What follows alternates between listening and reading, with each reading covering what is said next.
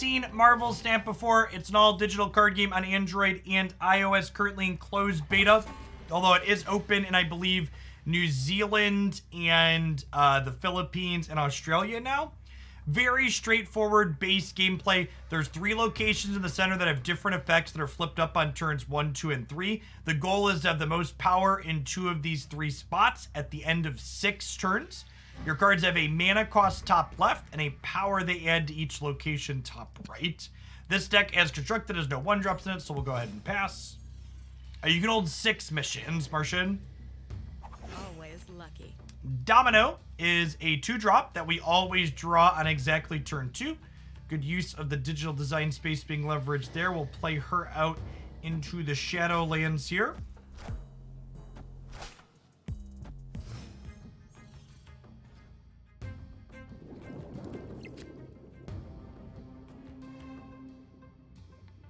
No good 3-drops in hand really here.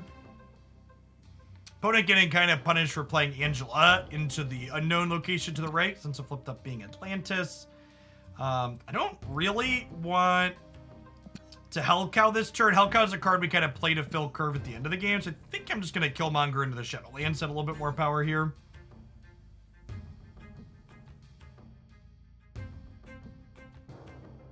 Hopefully they play some 1-drops into Atlantis and he gets to get them too. Morph into my Magneto's like a little bit annoying, but I have Shang-Chi here to just go ahead and clean this up. So I think we just go ahead and do that.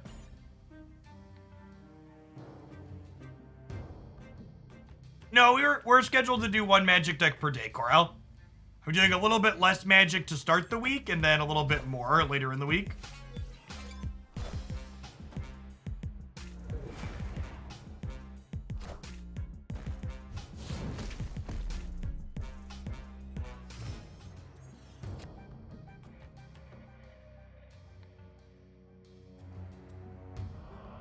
So now I kind of got to decide which locations am I playing for to win.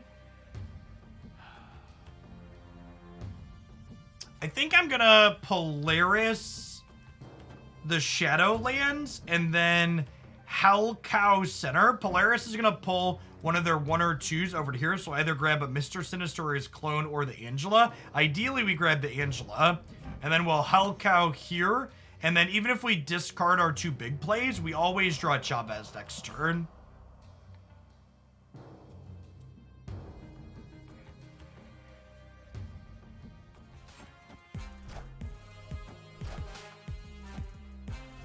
Oh, they filled the left on us here. Okay.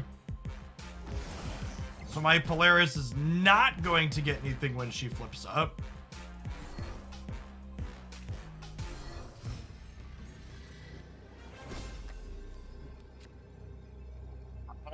We could actually lose this game. Nightcrawler gets to move once per game, so they could like slide this over and then play something large here. And then I like win Atlantis, lose here, lose here. For only 1 extra cube, I think we stay in though.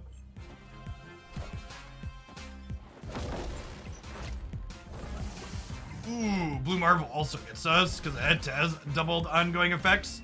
This gives all of their cards +1 in every location.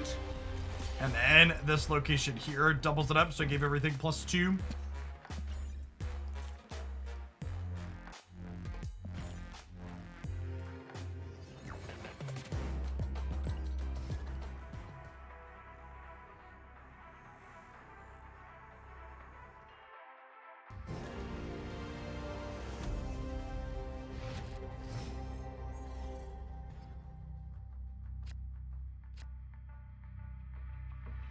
Okay, Elysium is a location we're pretty already leveraging. Our deck has a little bit of a higher end curve.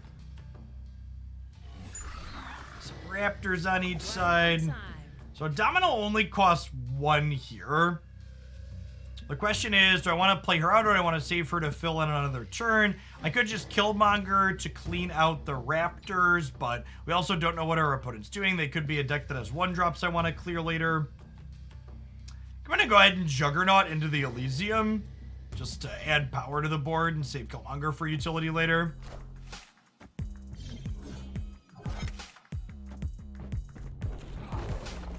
And bumping the Nakia into the central area here actually has value for us. Now they only have one other thing they can fill in here. So I think I actually want to wait on the Killmonger 2 here just for the sake of leaving this center area gummed up on them. I think I'm just gonna domino. It's not particularly resource efficient, but with the Elysium, we don't really need to worry about being super resource efficient. Opponent just passed the turn, huh? I think I'm just passing again here too. This might be like a Magneto on 5 into like Shang-Chi, Killmonger, Hellcow on 6. We can play all 3 of them. Yes, Nakia does increase the chance that they are 1-drop heavy. I agree with that.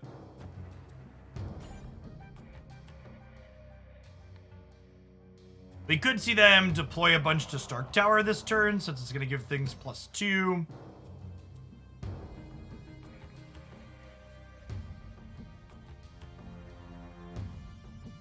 No, I don't have Mystique. I opened Wong, but Mystique's one of the 9 cards I'm still missing.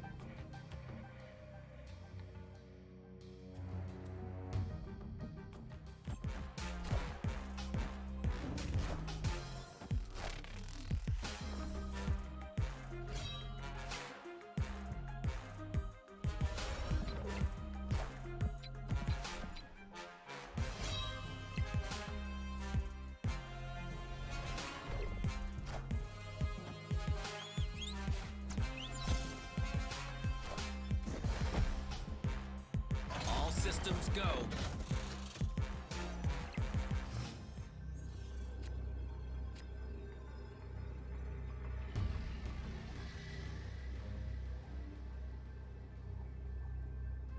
Okay, so obviously we're losing, right? The question then becomes, where do we think they're putting their Apocalypse?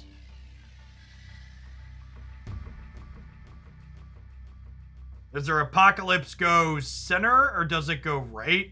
They discarded it twice. I feel like the Apocalypse probably goes right, or goes left, right? Because if they Apocalypse here, I could play something else to beat it. So I think we Shang-Chi plus Killmonger here, and then we Hellcow here. Because if they Apocalypse here, I guess the Apocalypse is 21? Or it's 18, this is 21 total? You can lose here. We're kind of a coin flip on where the Apocalypse ends up at.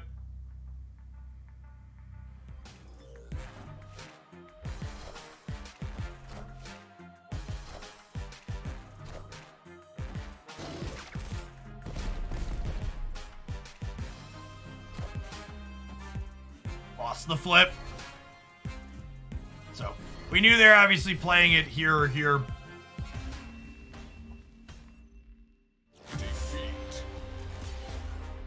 I missed that they discarded a Swarm. Oh, they didn't discard a Swarm. This was just 5 and this was 1 because of the Elysium. Got it. I thought they only discarded Apocalypse.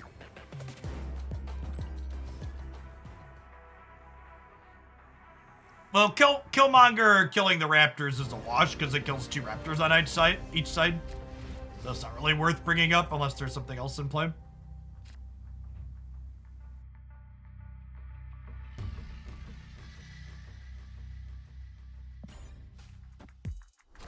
Onslaught Citadel with Sarah is a ton of fun. She reduces the cost of cards by 1. So Onslaught Citadel doubles this effect up, which is great. Get to go ahead and domino into Lemuria here.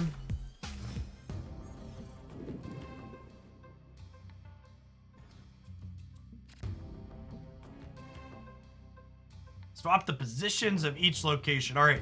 I'm going to wave into the left then because I want extra space wherever wave is going to be. Wave sets the cards next turn, both players' hands to 4. So she'll let us play Sarah ahead of curve, and then Sarah will let us play other things out a little bit more aggressively. Wind, aid my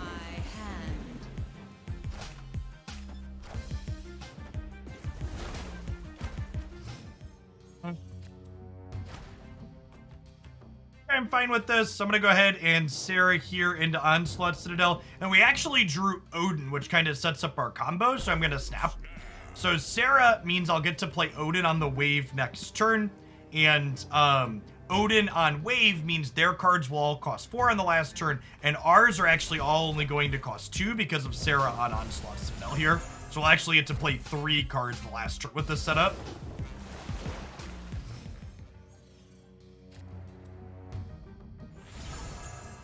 I actually get to play out 2 things here, right?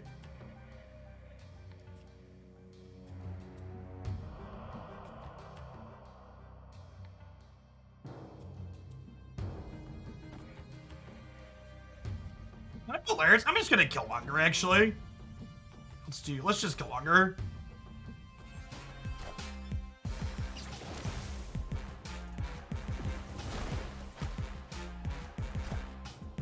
Killmonger gets rid of Sunspot.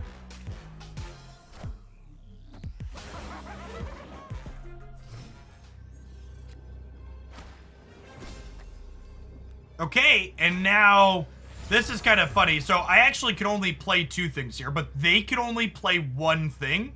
And Magneto pulls these 2 out of the flooded zone into here. And Chavez goes here, bringing us up to a total of 7 here. So the flooded zone's going to be 0 to 0. And they're going to have 5 into here. So it could come down to tiebreakers if they beat me in Lemuria. And I'm going to be 28 to 5 at Onslaught Citadel. So I think we definitely stay in here.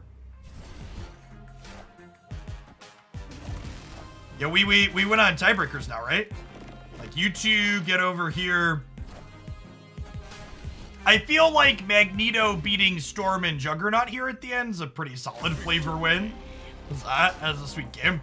So when a location is tied like this, the first and only tiebreaker is total power. So because I'm up 23 power here and they're only up 5 power here, I win the tiebreaker. And they were only able to play 1 card this turn because Wave made all their cards cost exactly 4 and they had 6 resources. And then our cards all cost 4, but they got -2 from Sarah being on Onslaught Citadel, which is great.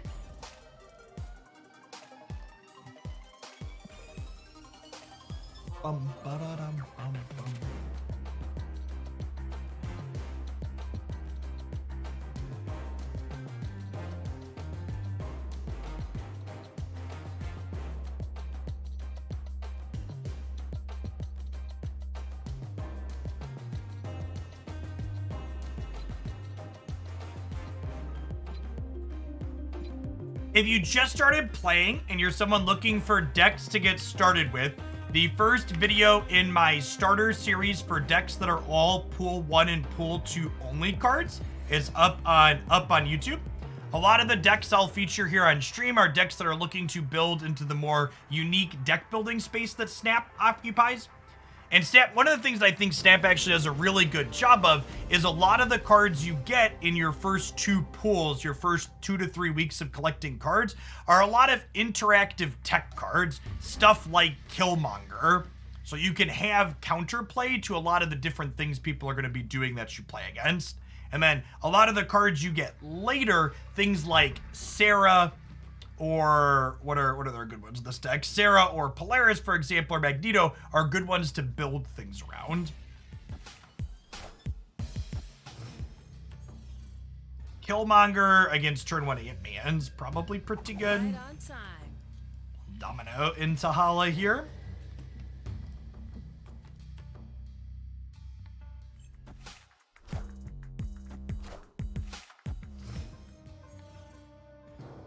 Yes, Wave was the season pass card last month, so she'll be added to the general pool next month.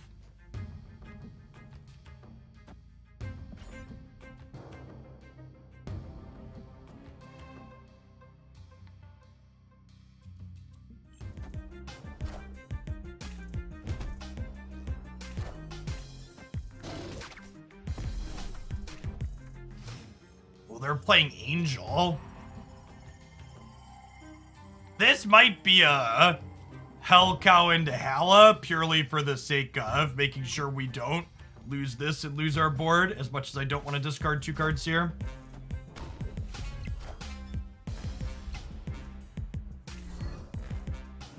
Oh man, and because of Angel, we exactly tie here. That's unfortunate. Clear for takeoff. Yeah, our opponent is a bot because of their monochromatic card here. The bots are the only ones with those cosmetics. So we have to play into the center. I think I just play Wave here, and then we can plan to, like, Magneto the Punisher out of here and hopefully win right and left. Avengers! Assemble.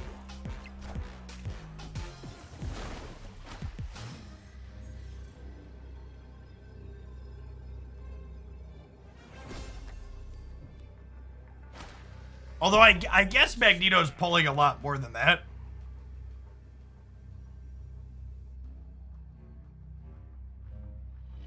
Why can only bots have monochromatic cards? Because they haven't added a way for actual players to get them yet. Escape.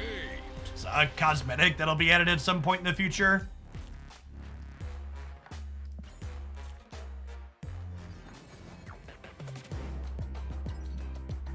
Any cards we can level up yet? You get any new cards this weekend? No. Although we might get one now. I think I was 2 levels off. Animated.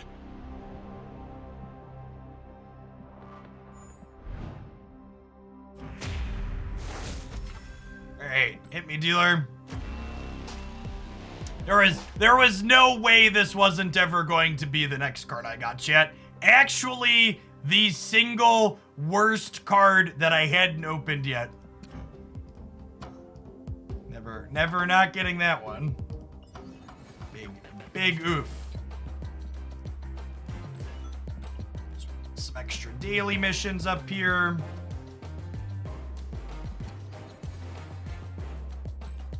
8 to go. Is there a pool 4? There is not.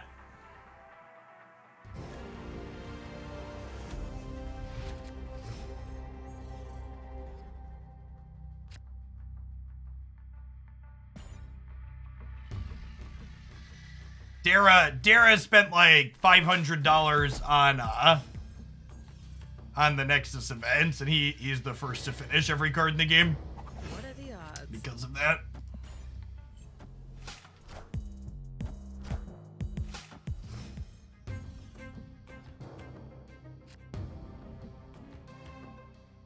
Yeah, Wasp and Yellow Jacket back to back. Confirmed unluckiest.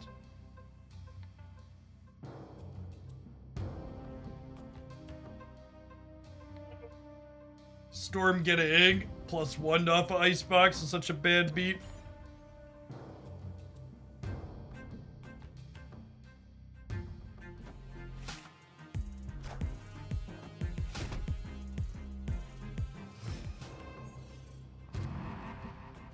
How are people in the US already playing this? They're capable of doing a small Google search. Also, you can get an official game invite.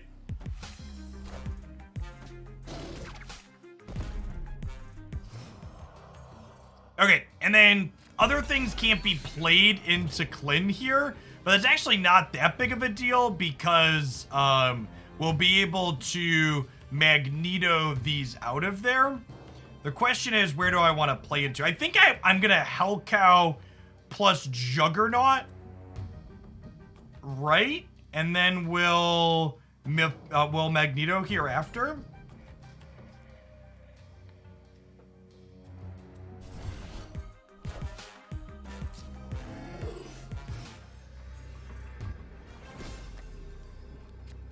So Magneto, in theory, pulls these over to here, and then we win here. Oh my gosh, we died to Onslaught.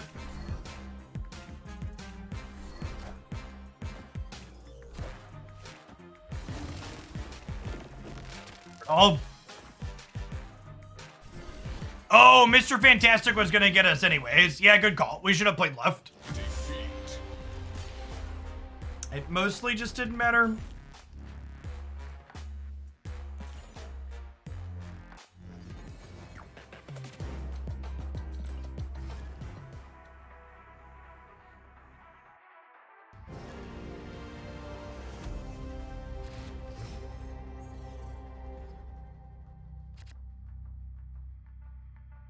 All right, we've got Sarah into Wave. Just need to peel an Odin in our next few draws to get our full combo set up.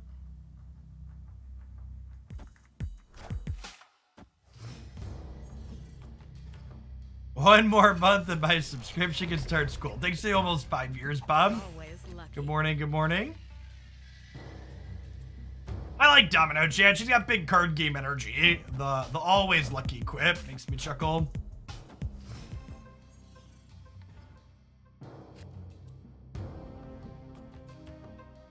So definitely Wave into Sarah here, and then even if we don't hit Odin, we can still Magneto on 4. But them passing and them on the Quicksilver Domino start, I'll bet Wave actually helps them too. But there's our Odin. So again, this is the setup here. Sarah means that we get to Odin on 5, and then Odin into Wave on 5 means that we'll get to play any 2 cards out of our hand, and they'll only get to play 1 card. That is a cloned Doctor Doom. Okay, it's a little scary.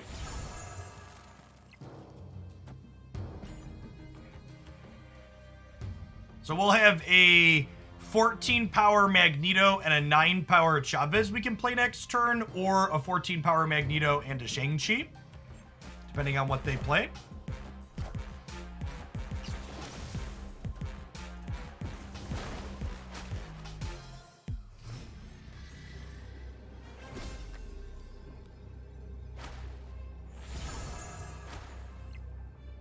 Man, Captain Marvel on 8 power makes this really tough, huh?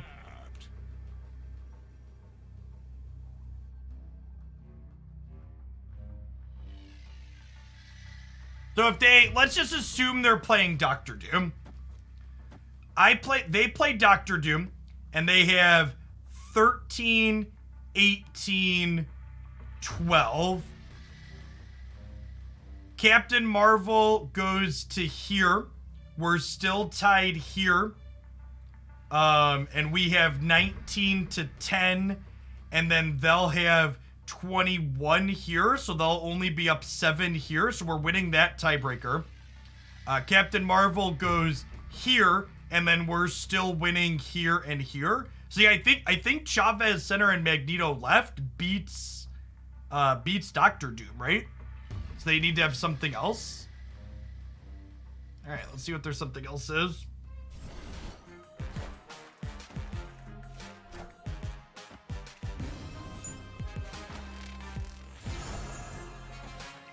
Higher, further, faster, baby. Clean game. Really show a yeah, and they can't have anything else other than one play because of our wave. They could have had a different 6 drop here. Like maybe a leader gets us if they have a copy of leader, but we can calculate, hey, okay, do they have Doombot? Because we knew they had one from Coding Bats and that we beat that deterministically. So I think it's definitely worth staying in there.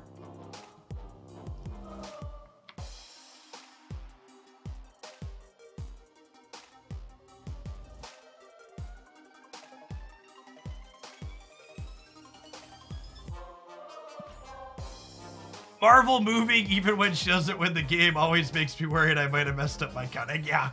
Like, oh no, did we miscalc something? All right, I don't get 2 more missions organically for 2 more hours, so we can refill again here and we should have 2 open by then.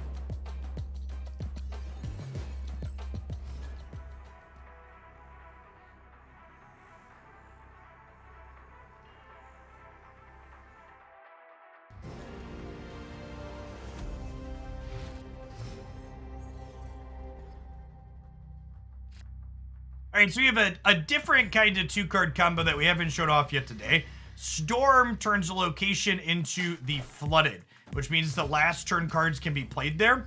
And then Juggernaut, following up Storm, makes sure that our opponent can't play anything else into that Flooded zone.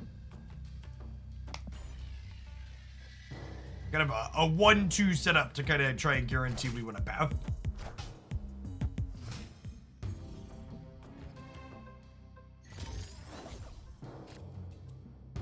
I'm gonna flood Wakanda here.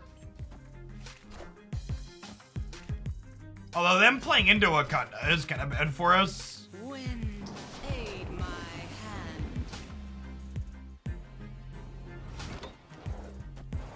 Okay, with them playing into Wakanda when I flooded it, do I just punt that location now?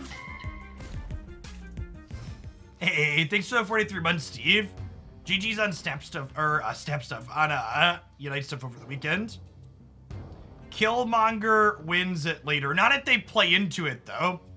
So, I'm worried, what if they Ghost Rider this turn? Should I just, like, accept we lose to Ghost Rider? That's close. They have priorities, so if they Ghost Rider into the flooding, they get us. So priority is whosever name is glowing gold, they flip up their cards first. So if they'd have had Ghost Rider, they'd have flipped here before I did.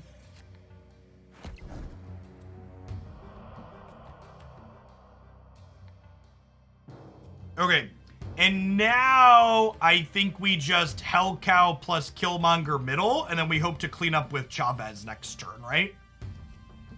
It's like drop 9 power here.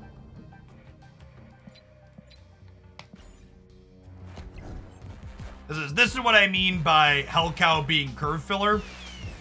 It doesn't matter that we discard this turn because we know we have Chavez coming next turn.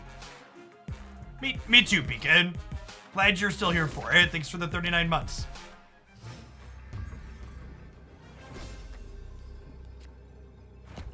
Opponent snap. I'm actually gonna Chavez left since they hit Jubilee Chavez mid.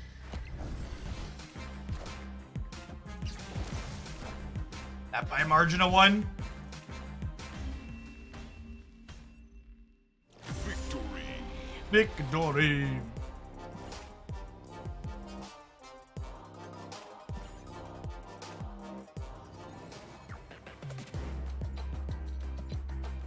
Look at us collecting our daily missions, chat.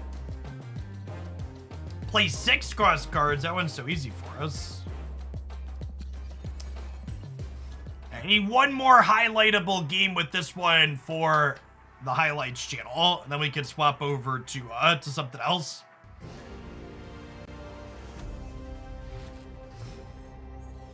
Even to Sarah, you love to see it. Just need our finest Odin, please.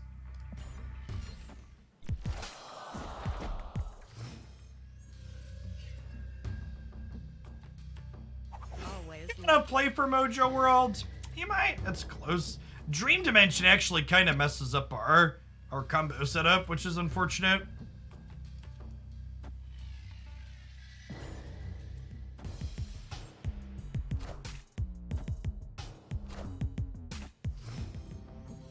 As far as things I haven't played on stream yet recently, I actually opened Red Skull, Typhoid Mary, and Zero, so I think we're gonna play a little bit with that after we finish with this deck. Hey, DFC, thanks for re-upping that Prime. Really appreciate you coming back again. Avengers. Assemble. I think we're punting Mojo World here. We're gonna try and win left and right. Or sorry, right and center. Directions, what are they?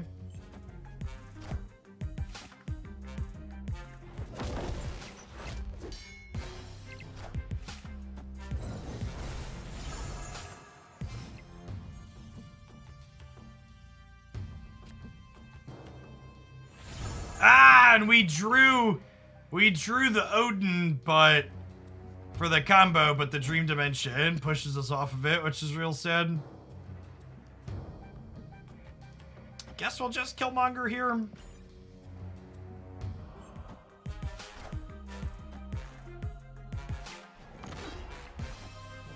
Alright, we are solidly torched in Mojo World and not winning a tiebreaker. Killmonger is living up to his name here, though.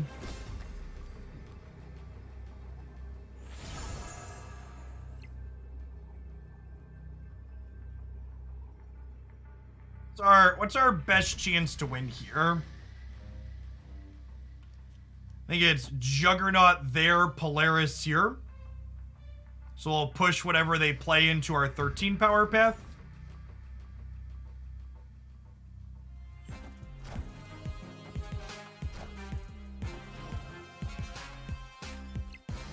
Oh, I forgot Polaris was going to pull Angela. That probably means we lose. Oh, God. And these are all going to trigger her. Oh, yeah. Super dead to the bot.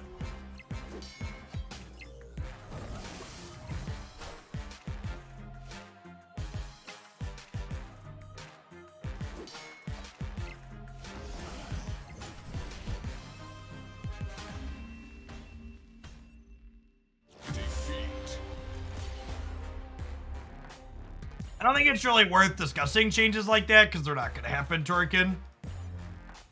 There have definitely been more bots since the matchmaking algorithm change. So they changed the matchmaking algorithm in the last patch. So people that don't have pool 3 cards don't pair into people with pool 3 cards. So until more people get through the first 2 pools of cards, the pairings available for people like me are more limited.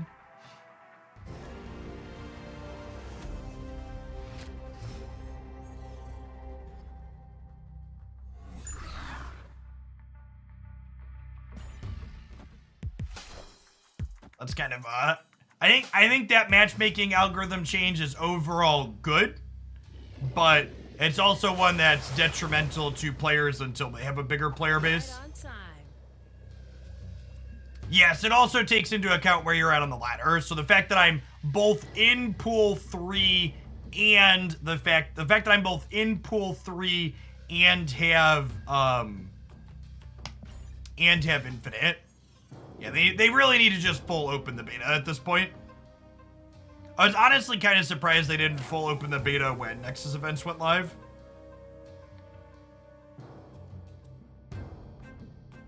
We killmongering this turn, or is it too soon? Hey, Z, glad you're enjoying it. Thanks for hanging out for almost 2 years. Welcome back.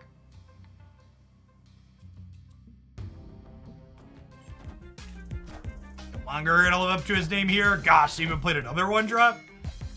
All right, we're gonna clear out plenty of space for Angela here. That seems silly to implement while in beta. Well, I mean, they need to test their systems, and I assume they're getting ready, somewhat ready to come out of beta. Do we Polaris to suck the Angela over to the left? So that way it doesn't get powered up this turn. Although I don't really think I want to fight the Angela overall. So it kind of makes Polaris a kind of medium play overall. Might just Storm Center, honestly. Wind, aid my hand. They should make it so you fight people in your region.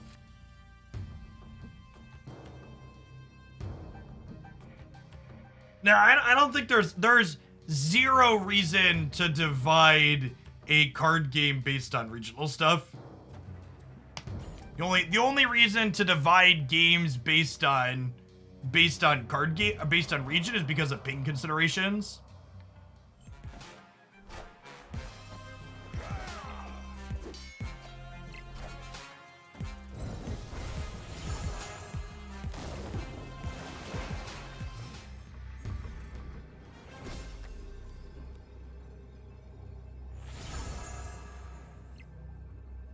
All right, so we can Chavez plus Hellcow here. And that probably wins the runes, right? Just casual 15 extra power.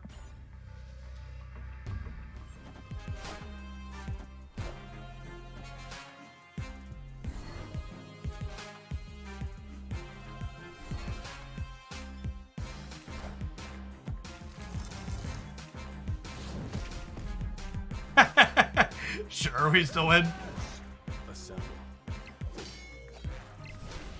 That's interesting. Yeah, I wonder if they'll have people that do that. They like just explicitly don't open their pool 3 cards until they have a bunch ready to open. Just to avoid pairing into pool 3 players. You can definitely see that being a thing card game players do. Card game players like min-maxing the fun out of the games that they play.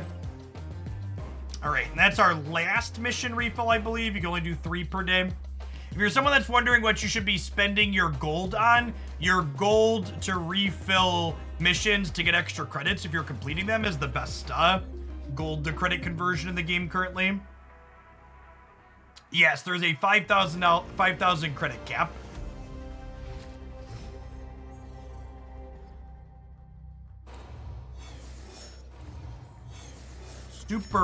Super flow. And we have Wave Odin Sarah. That's exciting.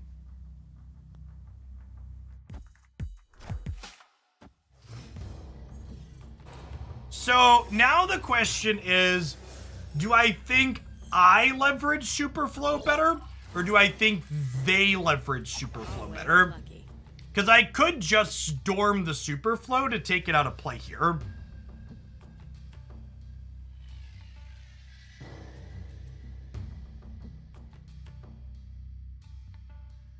I think I kind of like that.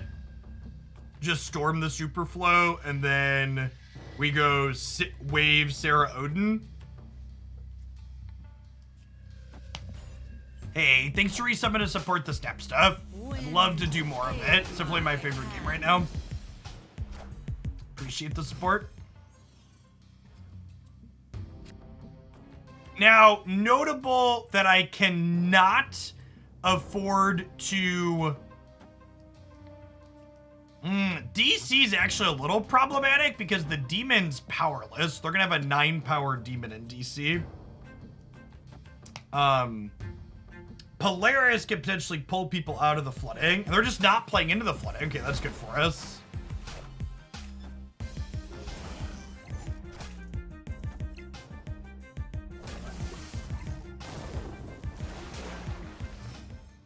Well, if they're not playing into the flooding, we could potentially just win the hub. We'll see how this plays out. So we'll Sarah this turn. It could be cheeky to pull the demon over because we're setting up to destroy, but I kind of want to just execute my combo. And I need to go Sarah into Odin to do that.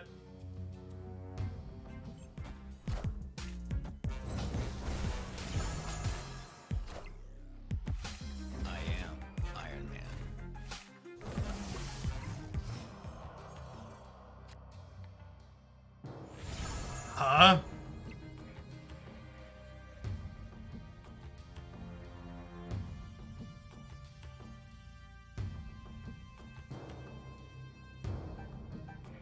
Do I execute the combo here? Or do we just Juggernaut mid? Because if we Juggernaut mid, they play a destroy card, we're a coin flip to just like win the game on the spot, right?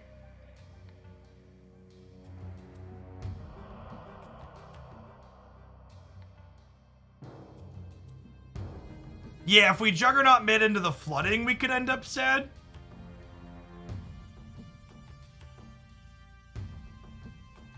This is definitely the content play.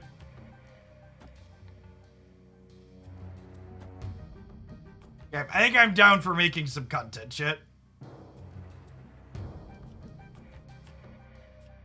And I'm gonna Polaris first, actually. So that way if they only play 1 card mid. Okay, so nothing gets pulled over.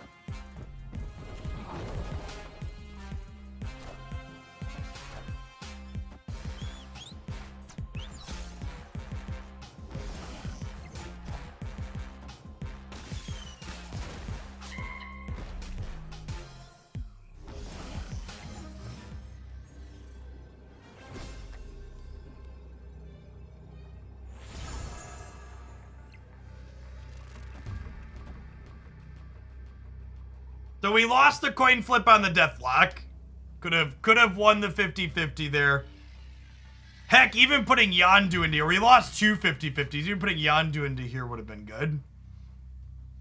Odin potentially pulls the demon out of here. This is probably a game-losing stay, but...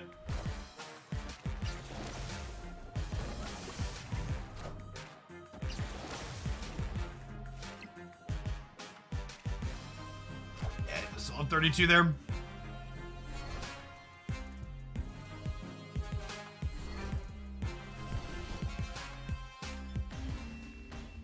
Unfortunate. I think that was worth the gamble.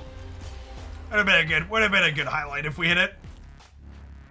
Gotta risk it for the biscuit sometimes. So, the bug where your game locks up on the upgrade track doesn't happen when you upgrade from the collection screen.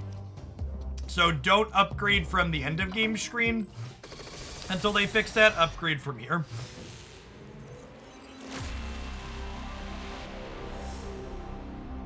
Shiny logo.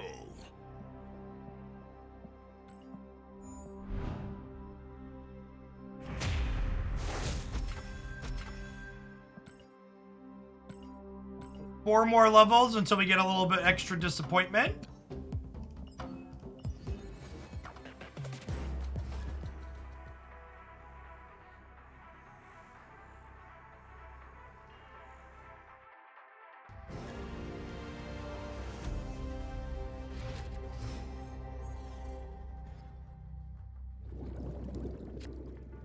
Okay, we have Wave and Odin, which means we need to draw a Sarah in either of our two draws following Domino here.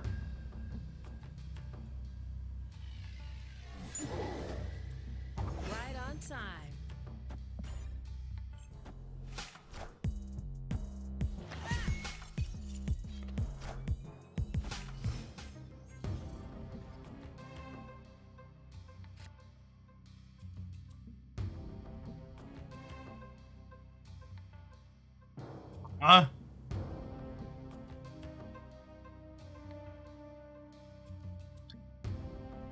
Do I wave into Clint?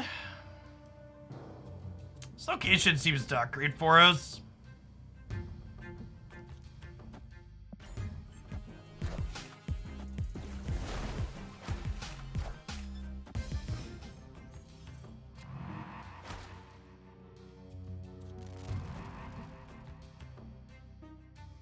Like, do I even want to Odin the wave? I don't know that I do.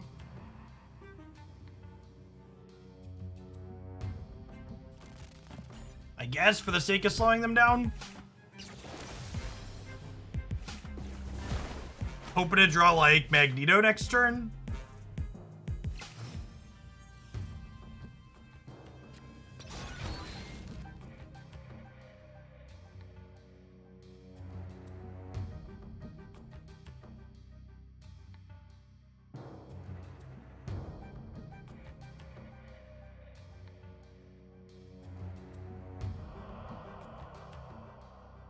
Do I just like Polaris into Atlantis and then plan to Juggernaut into Atlantis with other things next turn? We like Polaris here, and then we like go Hell Cow Juggernaut here next turn?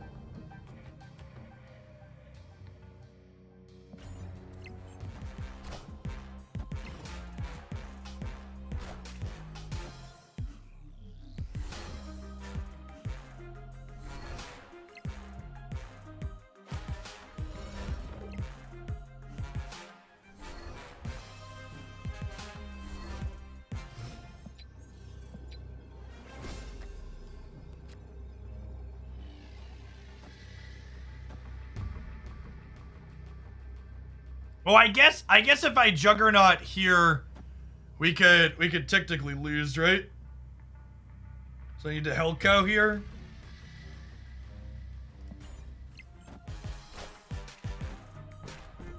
This somewhere else.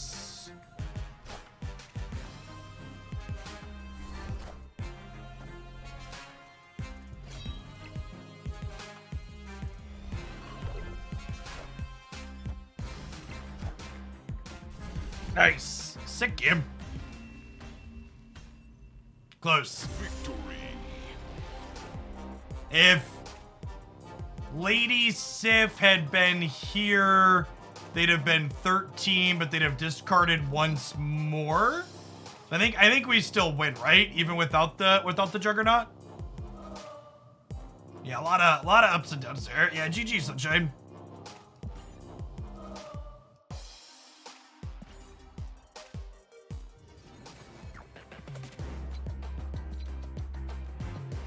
I'm out of refills now. Our dealer says we may not have another bump for 9 hours and 51 minutes. All right, if you insist, I'll ration myself. Yeah, double wave. Our setup for wave wasn't great, but it was for us, but it was good disruption against your deck for sure. One of the upsides this deck can have.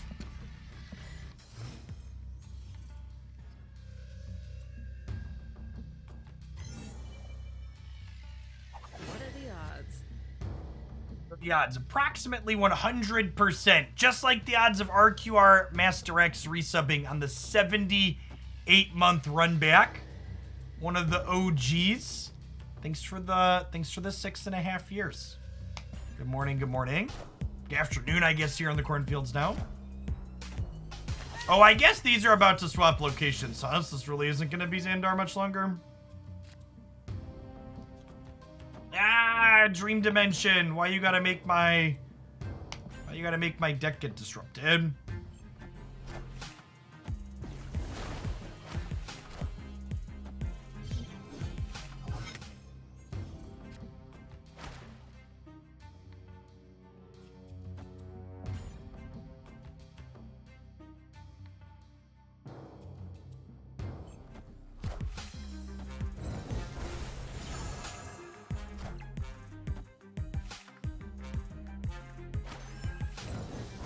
All right, them playing Death early doesn't really hurt us here because we have Shang-Chi.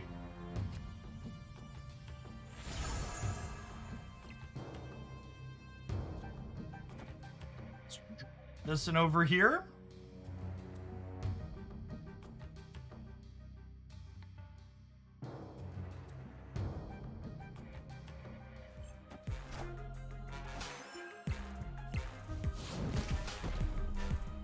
Goodbye, friends.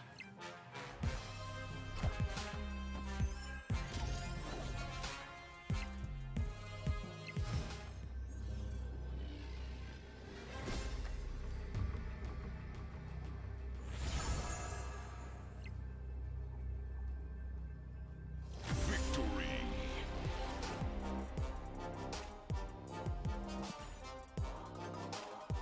Oh, I think that's my last make opponent retreat mission too, right? It is sick.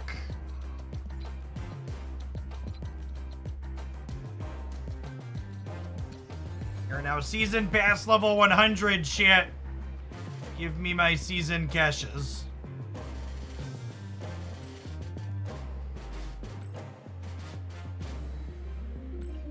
Goody, lizard boosters. It's just what I always wanted, shit. Lizard boosters.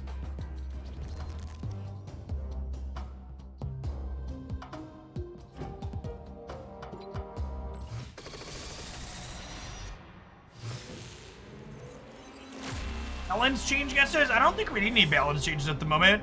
Shiny logo. I think they did a couple of good passes and the current format's in a really good spot. Did Sarah bug? It did not. There was a Dream Dimension that counteracted Sarah.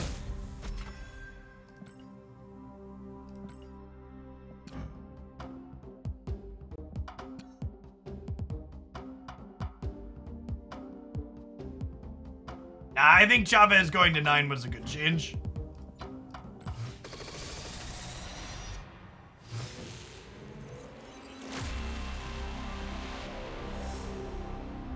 Shiny logo. Like, the only balance change I would make in the current patch is I would side grade Magic. I think Magic's current design is a little bit toxic. Yeah, I would accept a number of buffs. I think buffing up some underused cards would be good. I agree with that.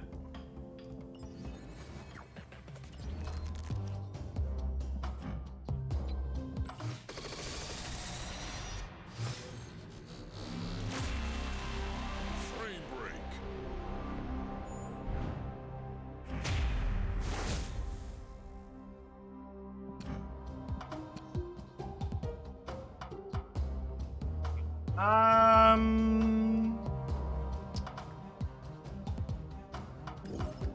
Let's play a little bit of this. Just playing some of this off stream and it felt pretty reasonable. many cards I was saying? 8.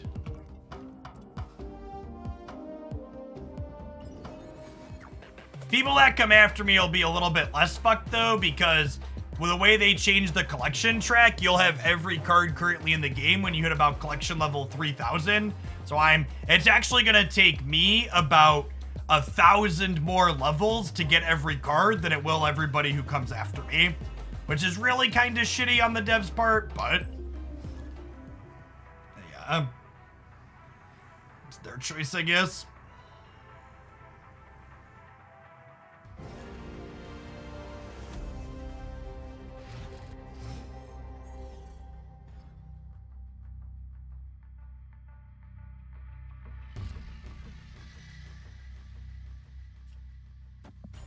So this deck's called Zeroed Out. Zero here says remove the abilities of the next card that you play.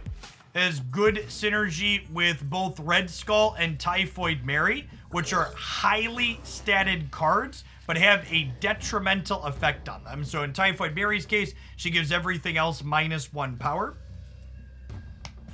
Our curve's actually really great here, because we get to go Wolverine into the center here as well, +0, and then Typhoid Mary on 4.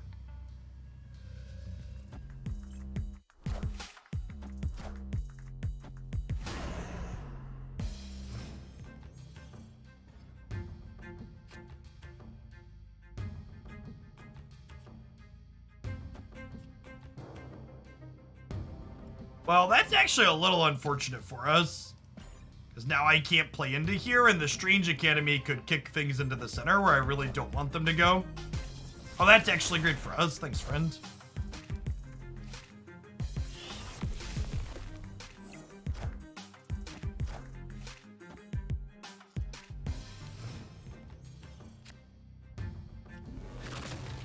Okay, so we'll drop Miss Mary here.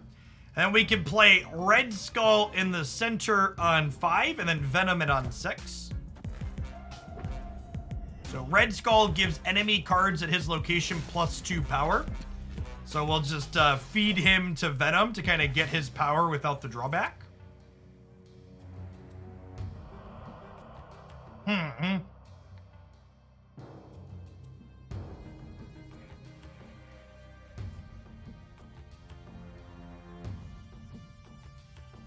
Sabretooth's a little bit late. He gets free when he bounces back to our hand, but we're not going to be able to destroy him till the last turn. We'll probably just, like, Sabretooth left, so we're at 17 here, and then we'll Venom center to have a big one, and then Wolverine could bounce around to somewhere as well.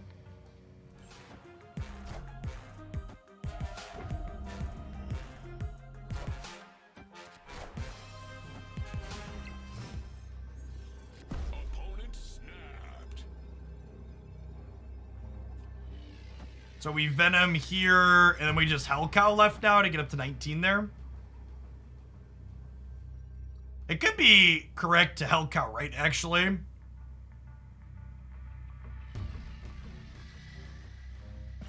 Let's do that. This puts us in a position to be winning all 3 paths.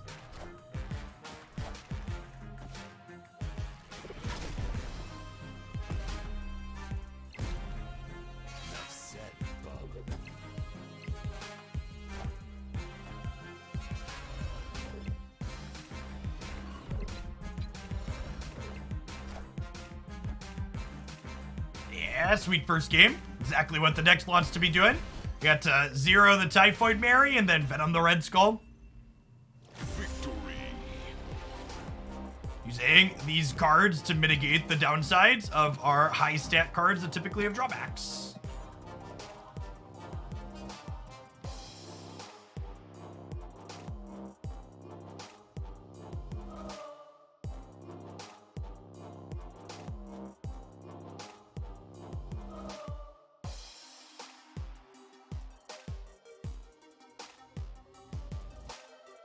All right, and we're not going to upgrade Typhoid Mary from the screen because it causes the application to hang. It's a feature, not a bug. So we'll go to here. Search upgradable and upgrade her from this screen. Frame break. Game break. Ooh levels away from another disappointment.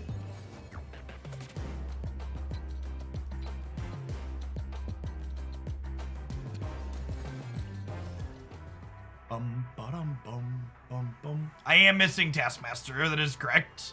I'm not even sure if Taskmaster's great though.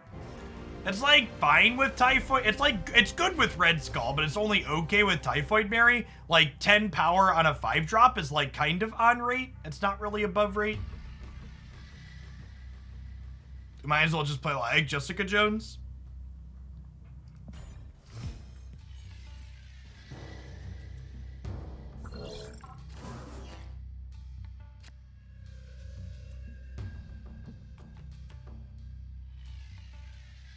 Oh, Taskmaster works how you want it to with Venom. Okay, yeah, that seems good. I'm missing Taskmaster, though, so it's not an option. It's one of the 8 cards I'm short. We also have Enchantress in this deck to not only disrupt our opponent's ongoing cards, but to wipe the negative ongoing effects off Mary and Red Skull. I forgot. I gotta... Squirrels to pair with my Carnage sounds lovely. Let's Sabretooth here.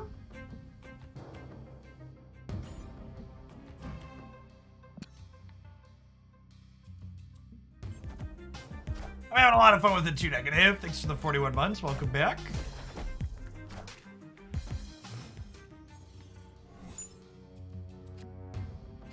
Cards cost 1 less. They sure do.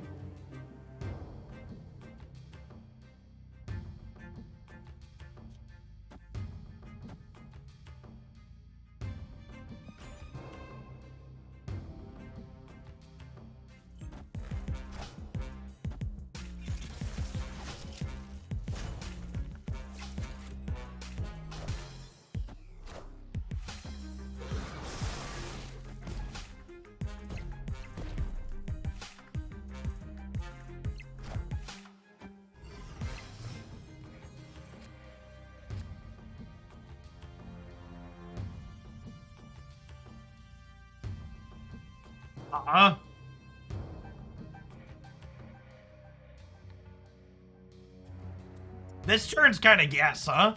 We get to go this here into Nova Sabretooth Venom.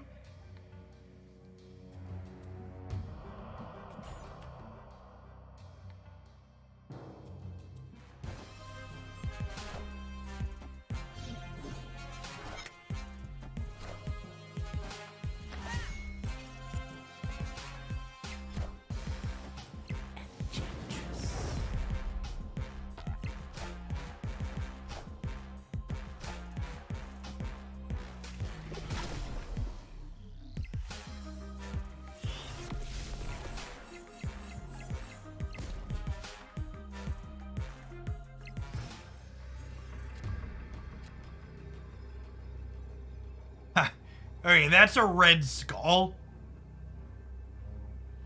Are we playing Red Skull here? We might be, right? I mean, it's technically 6 power even into a full path, right?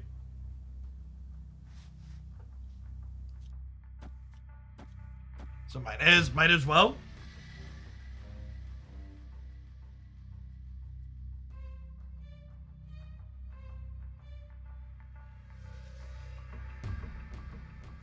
Wolverine, Odin, Saber. Why would I want to Odin my Carnage?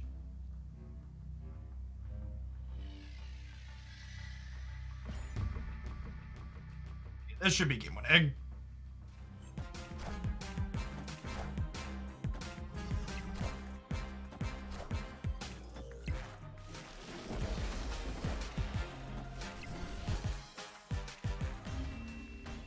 Just won all 3. I'm a JoJo. Thanks for the 39 months. Welcome back.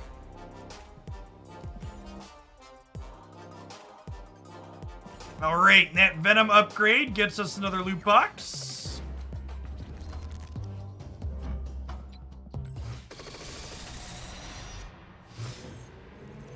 Do you believe in magic on my collection track? Probably not. It'll be in my last pack. Do do do do do do. It's useless gold.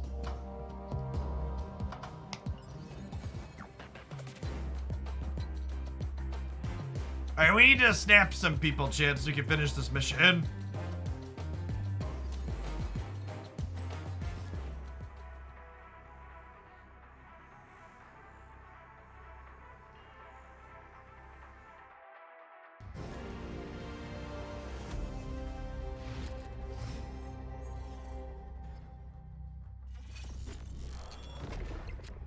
Okay, I mean, if there was ever a hand to turn one snap with, it's kind of this one, right?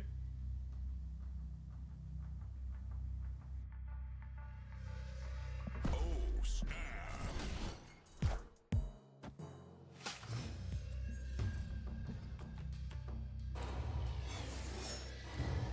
That's nice. 2-drop would be a great draw here. Sick. Okay, so we'll Bucky over here to eventually Venom, and we'll 0 here, and then we'll go Mary into here, Red Skull into here, Venom into here.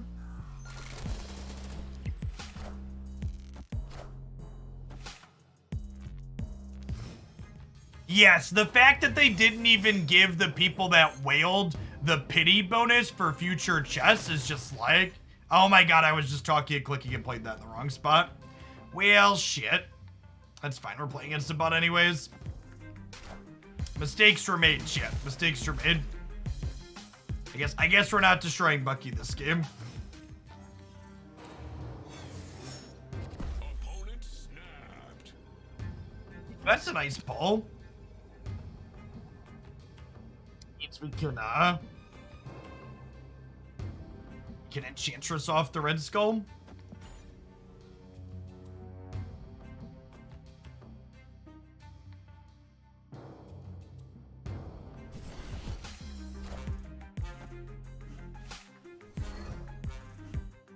Yeah, we can still Venom left here.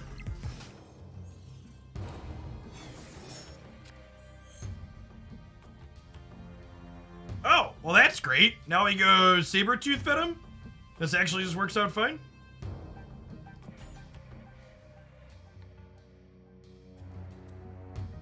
And then, because we haven't played the Super Flow, we get to go Maximus plus Enchantress next turn.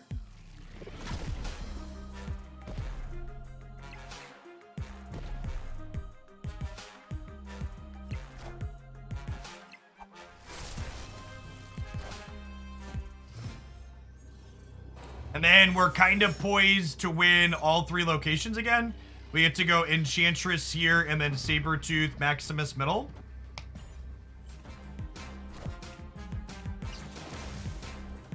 Alright, so we lose mid, but we win left and right. Enchantress wipes ongoing off a Red Skull, so they lose 8 power.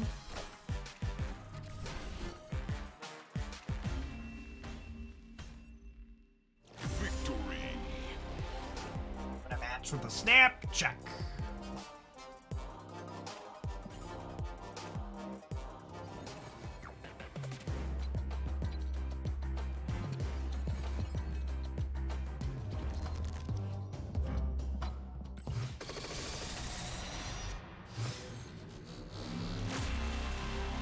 Frame break.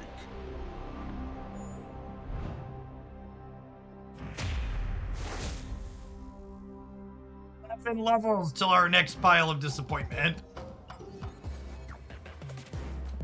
Yeah, 0-0 stat line is great for sure.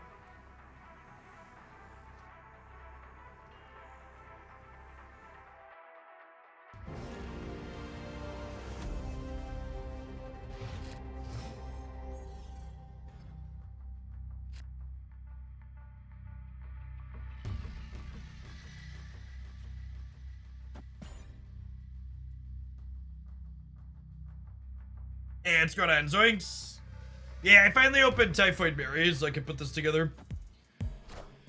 What's Hellcow doing this deck? It's just a stat stick. You also sometimes just like 0 on 1 into Hellcow on 2.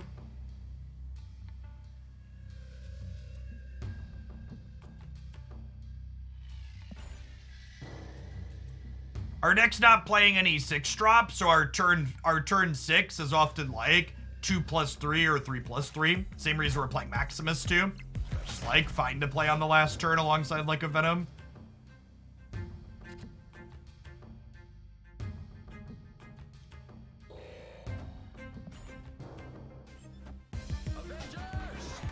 Assemble.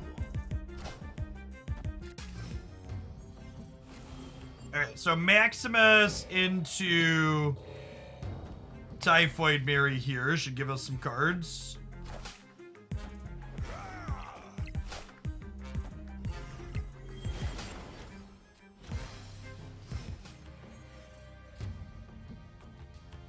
So we go Bucky into Rock into Carnage.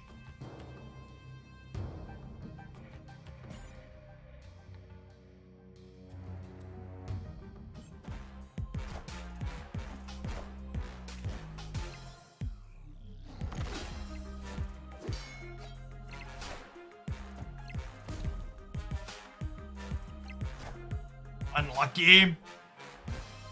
Hopefully Carnage doesn't die.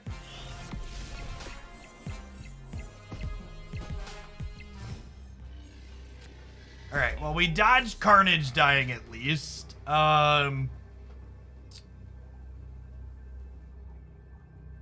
If we Venom here, we're winning, right? I guess I could, like, Wolverine into Venom here. And then we beat, like, a Blue Marvel and Wolverine flips over to somewhere else.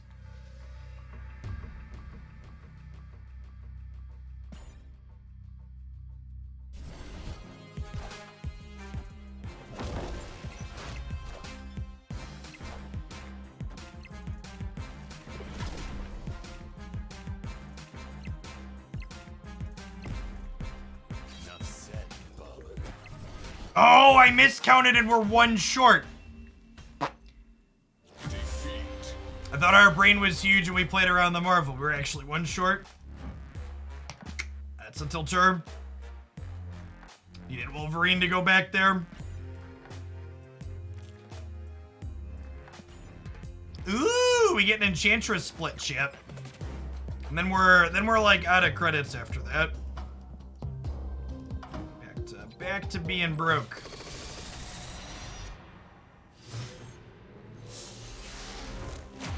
Infinity. Hopefully we get a better background split. I hate the triangles rainbow one. It's my least favorite. One level off of another collector's cache. When we roll up the next Enchantress, we'll be able to perfect. That's one of my favorite splits. So let's go to zeroed out. Switch to her. Oh, and it's got the one around the outside too. Love it. The extra swirls are so great. Yeah, I like the gold background a lot too. I have a gold background, Chavez.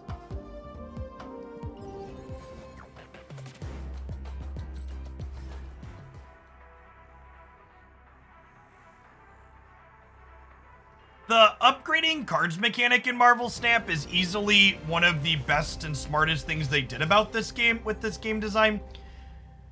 Card game players love being able to show off and customize things they've played a lot of, and that really allows it to happen eloquently. Someone asked why Hellcow was in this deck earlier. Not only is it good curve filler late, but curves like this, it looks great, right? We get to go 0 into Hellcow, into Sabretooth, into Typhoid Mary now.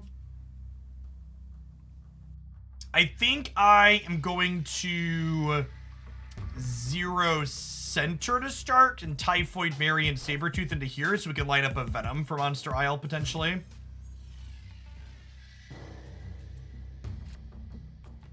Oh, that's sick. So this gets zeroed out and then I get 2 6 power things.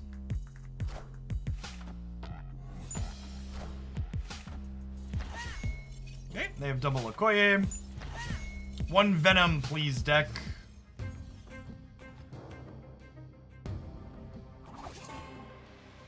Okay, well, that's actually kind of excellent, right? Because now I get to go Sabretooth here, and then we get to go Nova Carnage next turn. I think I snap on that, honestly.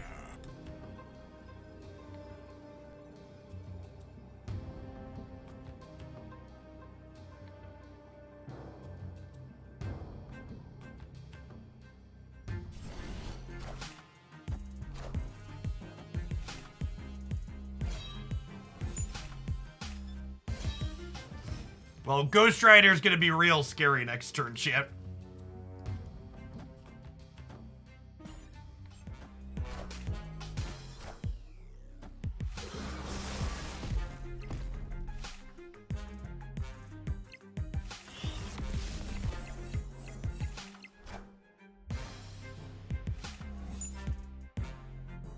Oh, wait, and then Doc Ock is gonna pull these in?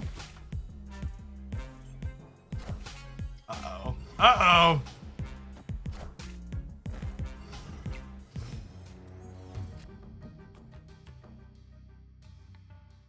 Well, this is actually kind of a banger, right? Because he eats these, goes to 10, and then he copies to here and goes to 10 plus this is 25, so 25 in Monster Isle here.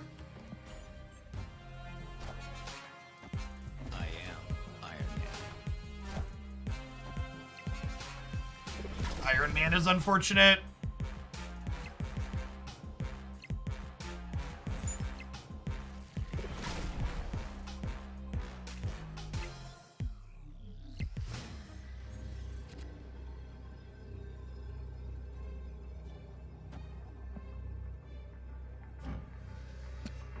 Good as an offensive tool too. Yeah. That's fine. That's fine. You snap away, friend. Snap away. So, Enchantress is going to remove the ongoing effects of Iron Man here. So we'll have 27 on the left, and they're only going to have 15 plus whatever they add.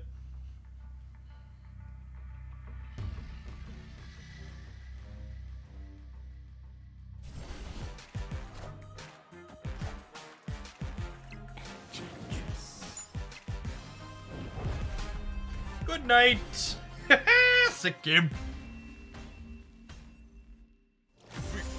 And it's optimal to play Enchantress middle here just in case we tie, so we have a better tiebreaker center. Although we still would have lost in this instance, but it's just good optimal play. Someone asked about Pool 2 decks up on my Snap YouTube channel. I just had my first starter series video post. That's going to be a series of Pool 1 plus Pool 2 only decks.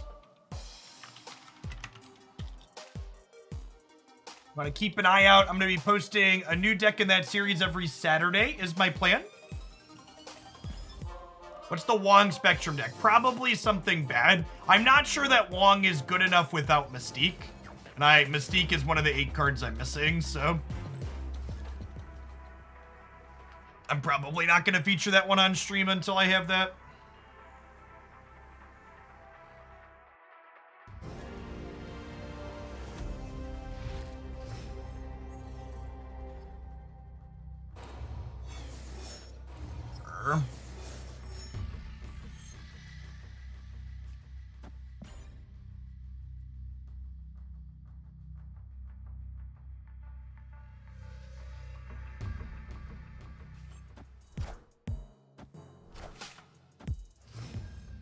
And thanks for watching, Unlimited. For anybody new to the channel, a few new follows, thanks for coming on in. If you're not familiar with me, I'm Jeff Hoagland. I stream full-time here on Twitch. And I just got by a space thrown against this bot, so we're probably conceding. I do a lot of card games. Usually here 30 to 40 hours a week doing different stuff, and absolutely addicted to Snap since I got into the closed beta. Definitely my favorite card game I've played in quite some time. We have a Snap dedicated YouTube channel. If you enjoy the vibes of what's going on here, be sure to check that out for sure as well. Oh. Huh, that's a Sinister London. Yeah, Sinister London might salvage this. So what if we like Nova into 0? How does 0 Hellcow interface? How does 0 Sinister London interface? Is it just my next card's canceled twice or my next 2 cards get canceled? I think it's my next card gets canceled twice. So I'm gonna Nova 0 here, and then we'll Typhoid Mary into London next turn is my plan. Wind, aid my hand. Ooh, them storming the center is actually quite good for us.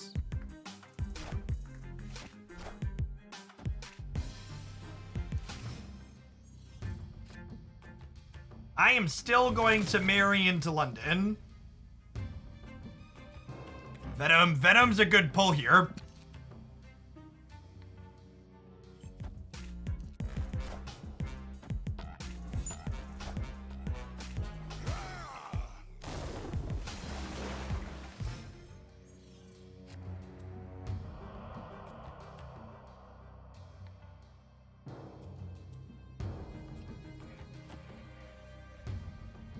We just do this, and then next turn we Hellcow Venom, right?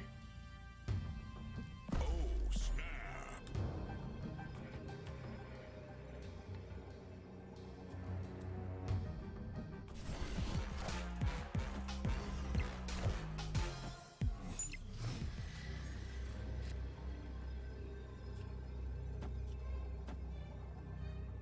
We'll have this flip up first, so that way the Nova powers them both up.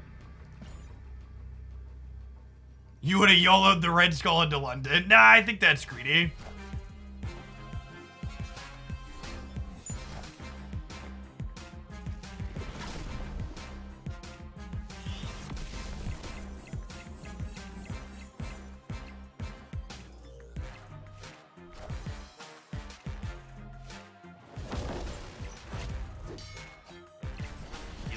Easy win all 3 locations.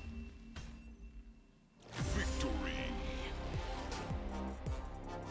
Venom's a hungry boy, chat. He's a large land.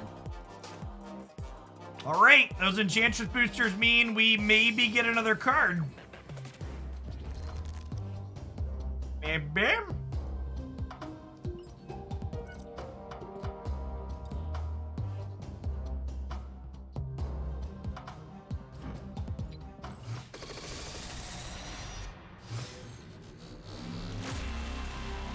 Frame break.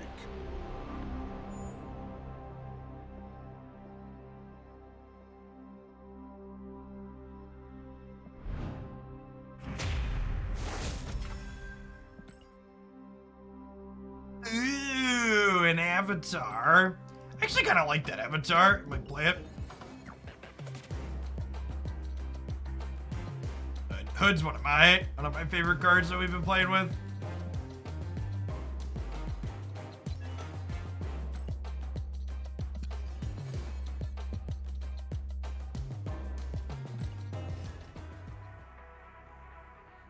You can sort by upgradable. I've been playing a month and I'm annoyed having to scroll to figure out. Yeah, sorting by upgradable is correct. Which avatar is the biggest? I'm a whale energy. Asking the real questions.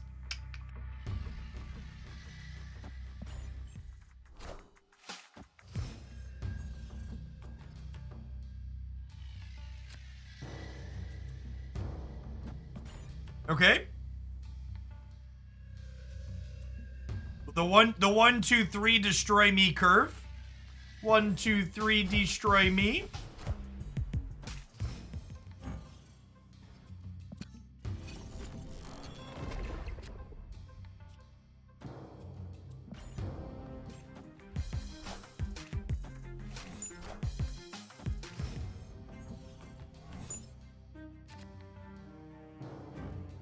Okay, well.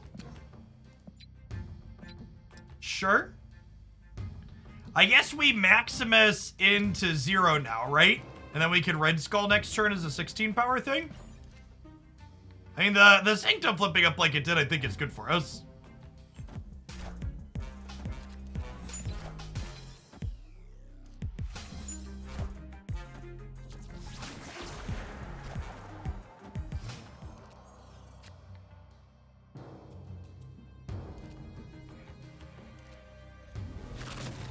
It's Red Skull left, and then we can play a little bit more into here to win this later.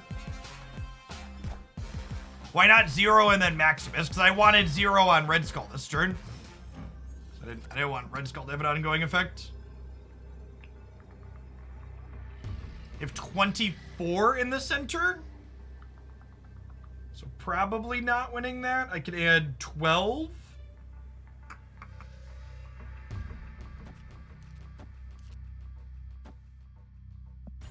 And left and right.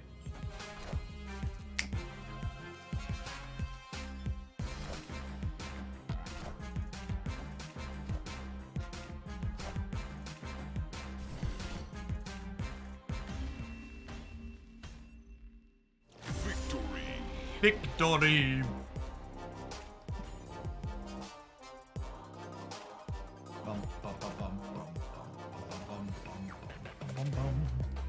Is that our last mission for the day? Win with 4 cards? Look, I want the deck the opponents play. It just looks like cards they like.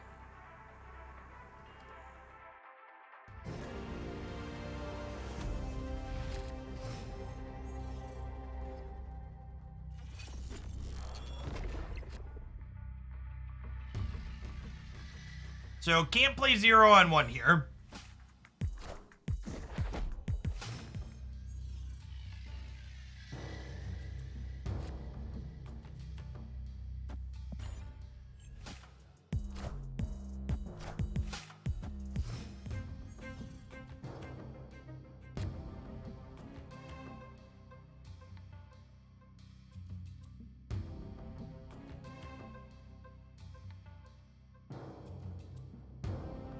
Do I want to fight over the embassy? Probably.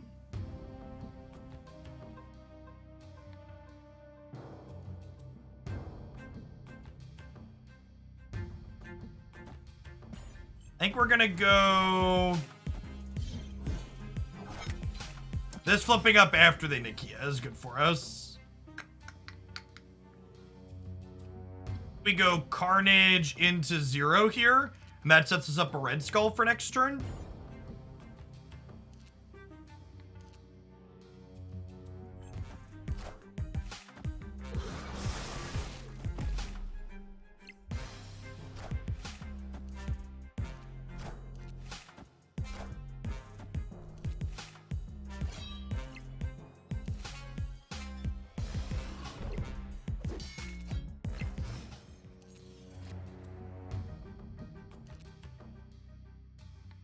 So Sabretooth is too late to the party at this point.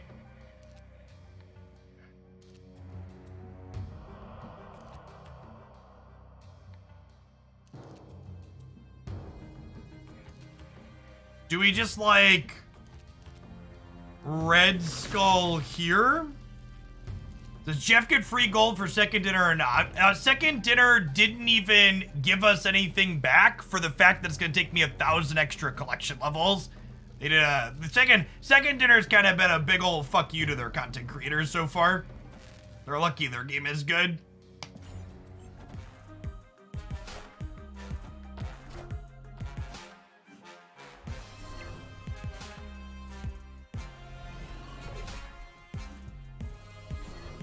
We're torched here. Our draw is just a little bit awkward. They've got everything online here.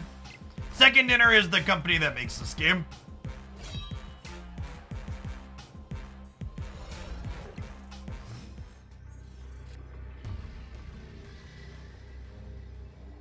What's new here? It's a large apocalypse and a lot of swarms. Escaped.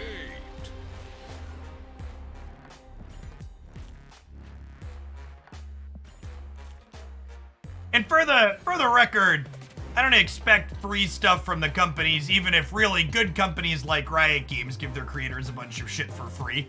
I would just like it when they change the system for everybody else that comes after me, if they back credited us some stuff for the fact that we kind of got screwed on it. And what I mean by that, for people that haven't been following, I'm currently collection level almost 3,800, and I'm missing 8 cards currently. Anybody who levels up after me with the new collection track changes will have every card by about level 3,100. So it's gonna take me over 1,000 levels more than people that come after me with the change system.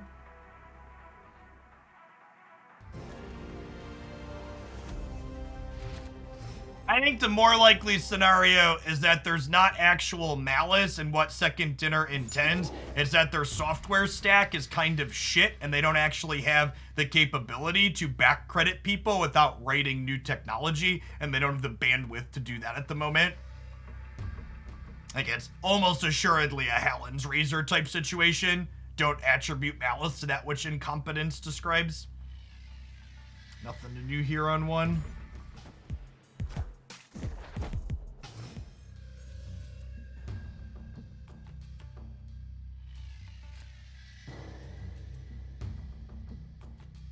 of feels like a Bucky into Carnage middle with Muriel showing up here.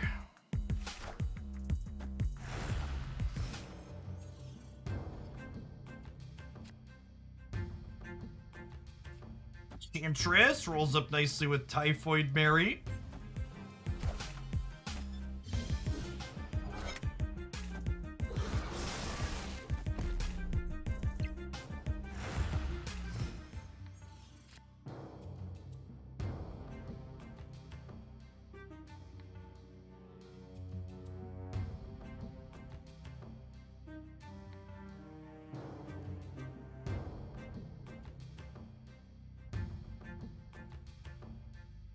I can decide what locations I'm fighting over yet. They haven't really committed anything to the board yet themselves. So do I want to fight over Monster Island or do I want to fight over the sewer system? It's probably harder for them to fight over the sewer system, so I think I'm gonna play there. Playing Typhoid into the sewer system is worse if I draw Venom though. It's close.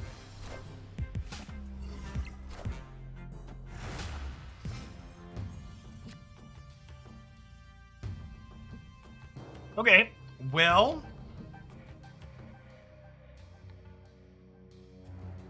Red Skull into the sewer system is kind of appealing, right? Because they're like not gonna flood that almost assuredly.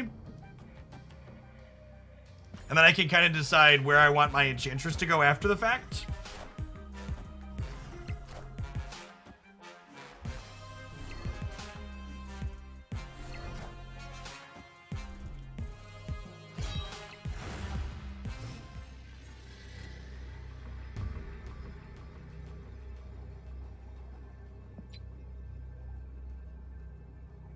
Did we see them discard Apocalypse?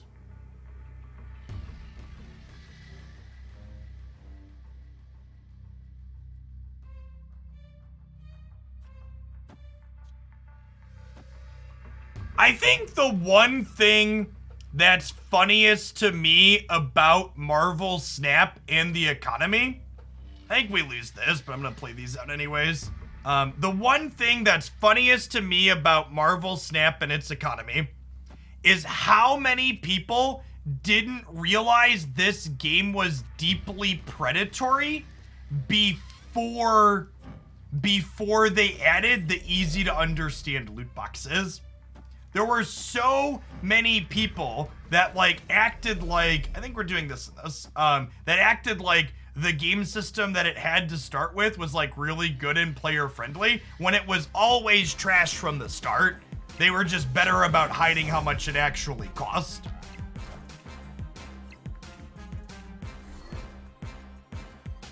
I think we're dead to all these swarms and Apocalypse here.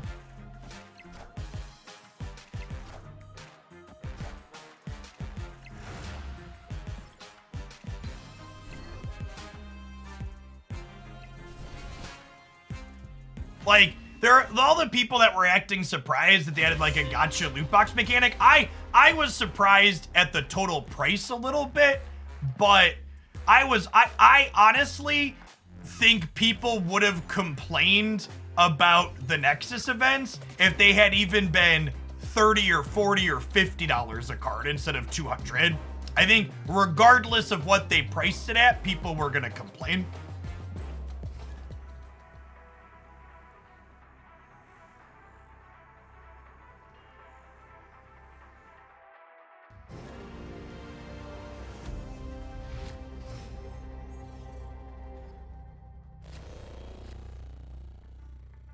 Also, don't get me wrong, that's not me justifying the current price. It's way too expensive, chat.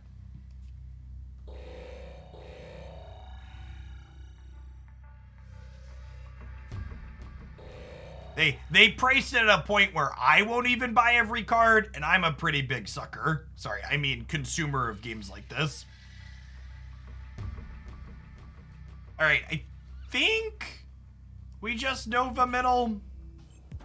I don't really want to play these into the danger room because we'll have plenty of ways to get set up to destroy these down the line.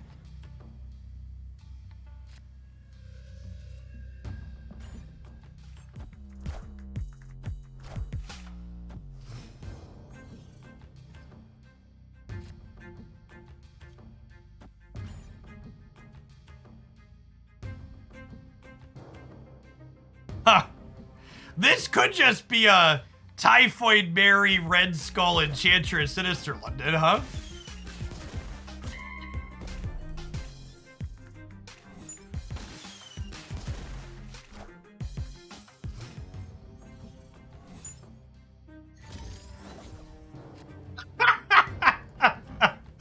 Well, that's a sick beat.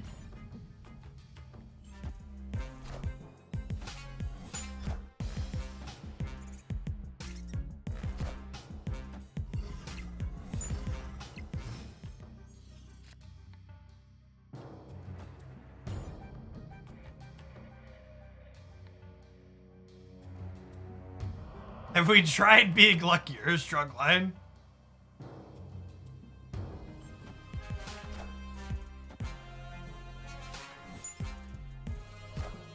Also, for what it's worth, too, chat, Opponent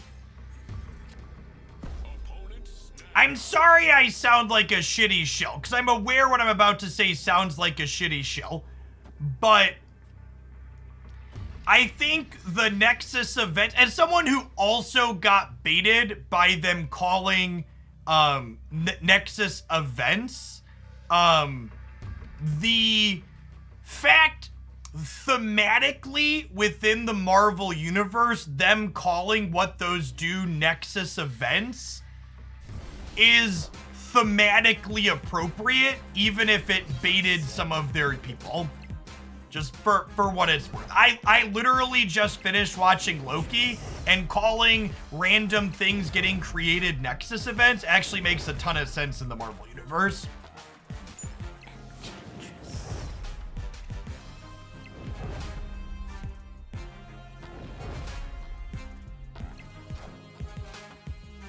I think the kind of hype and stuff they built up around it made people think they were going to be actual events, and the communication, the failure, I think, was the lack of communication around what they were actually going to be.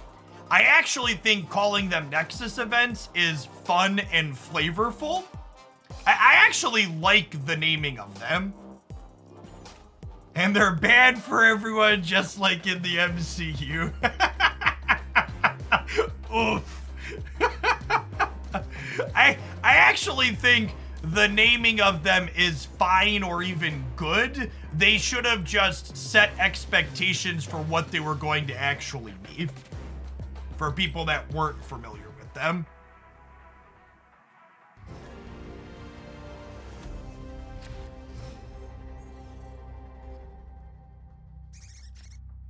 Squirrels! Carnage loves squirrels, shit. No one drop here.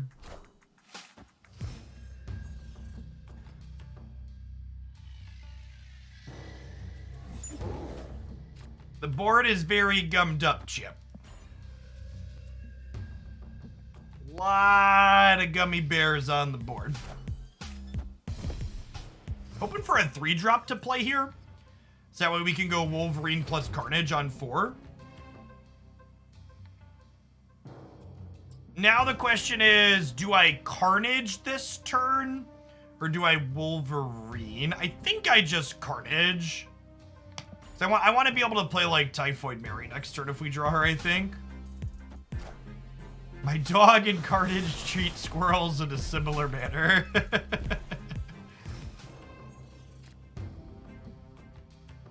Okay, there's a Maximus.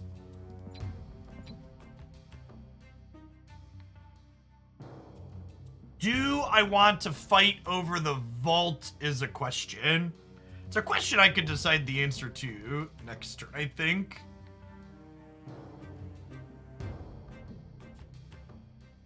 Guess I want a Maximus here.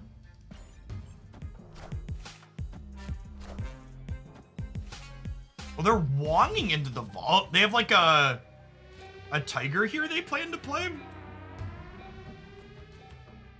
Okay, I'm gonna Red Skull mid, I think, and then we'll Enchantress into Hellcow left next turn.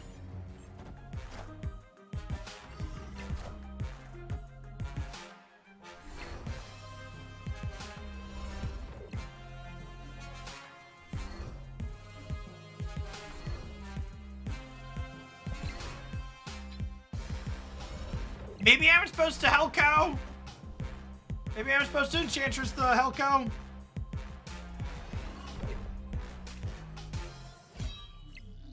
Man, this discard collector deck like goes into overdrive with Wong, huh?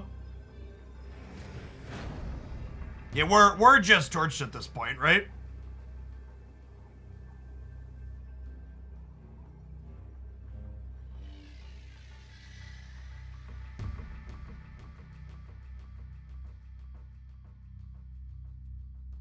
Plus 20 power here.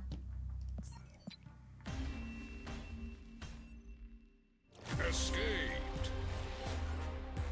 There's also like a ton of moving parts to get all this to line up, right? Like you need collector early, and you need Wong on curve, and you need your Hellcow to show up. My experience playing their archetype in general was it was good. We didn't play it with Wong, but it was like good when all the pieces came together, but it was pretty high variance in how often it actually shook out. Yeah, when it gets going, the payoff is really big, but it doesn't get going super often.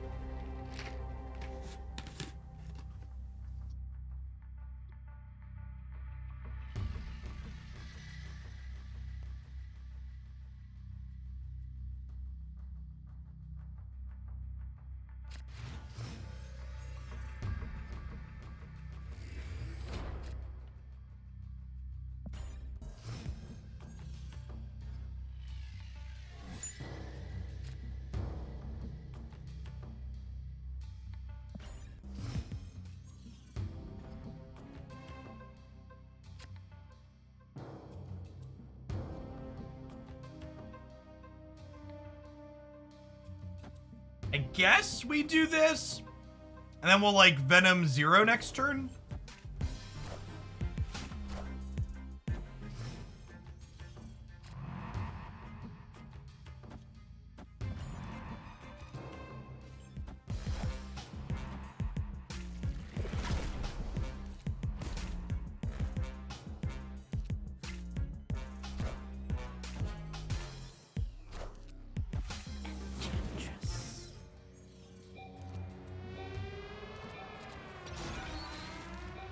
Will Red Skull into the vault?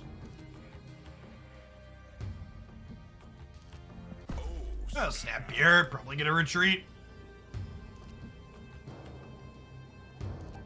Spending gold on missions seems wild to you. It seems wild to you because you're bad at math, or is there a different reason?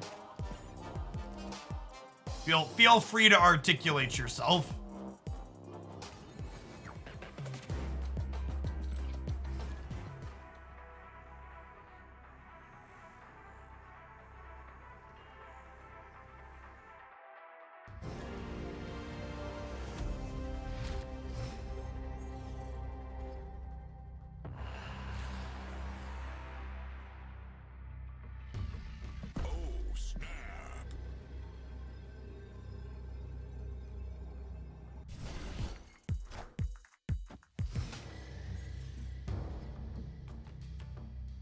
Oh, yeah, but what else are you spending gold on?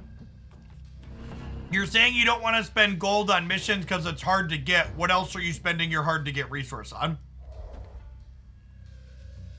Thanks for the 40 months, Hairball. Welcome back.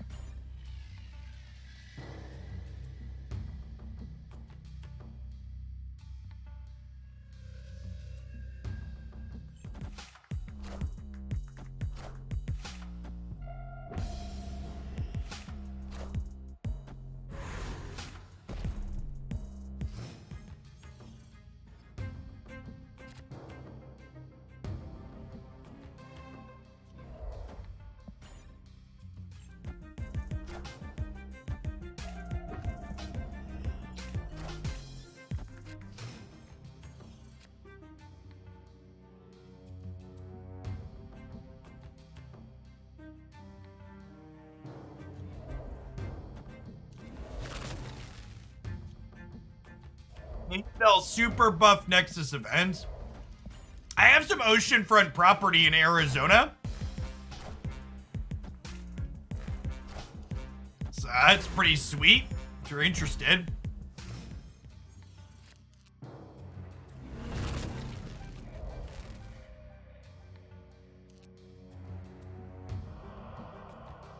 Huh.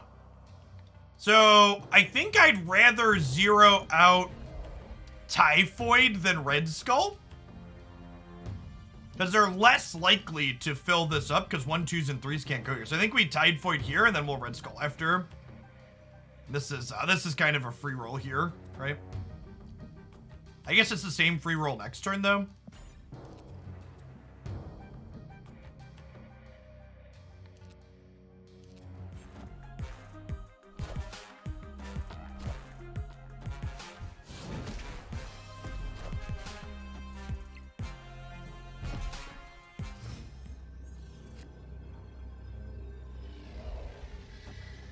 The bots are cheaters, chap.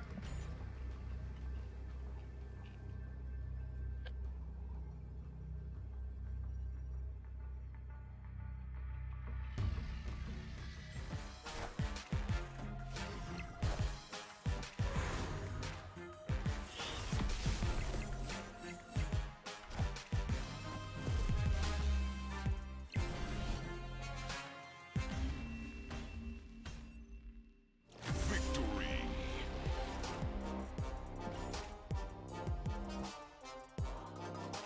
I'm kind of lazy about optimal snapping these days, chat, because my cubes don't matter past infinity.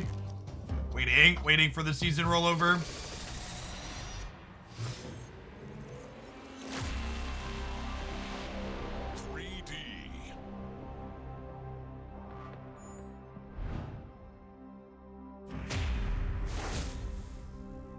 Alright, we're out of credits though, chat, so we won't get more disappointing caches until tomorrow. Sorry, collector's reserves or whatever they're called.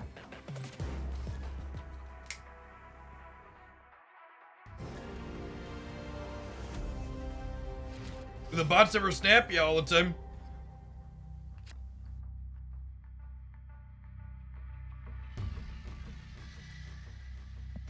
I've had significantly more bot matches since they changed the matchmaking.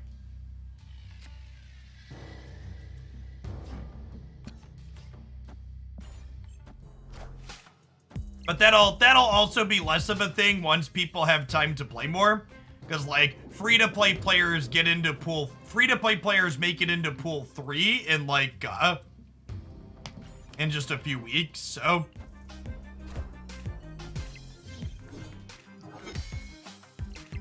I'll get there eventually.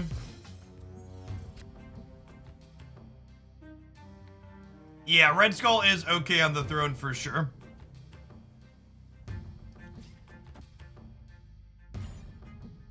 We're hoping to draw Venom here. Is what I'm looking for. We're gonna Typhoid left, Red Skull mid, and then hopefully Venom Hellcow on 5.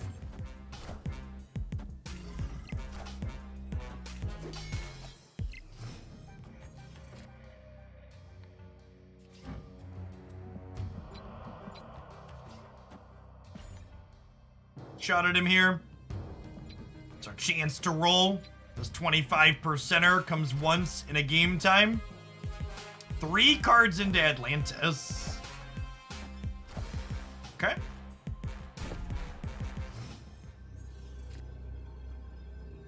That is a copy of 0. Yikes.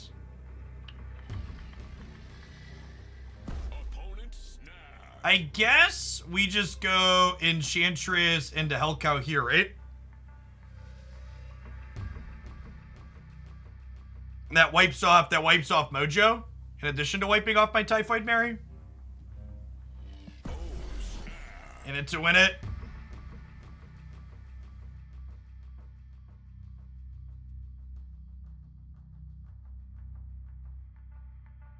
Oh, you call? I raise.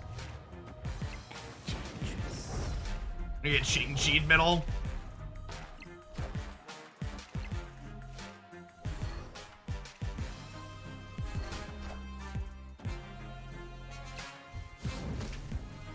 Rip.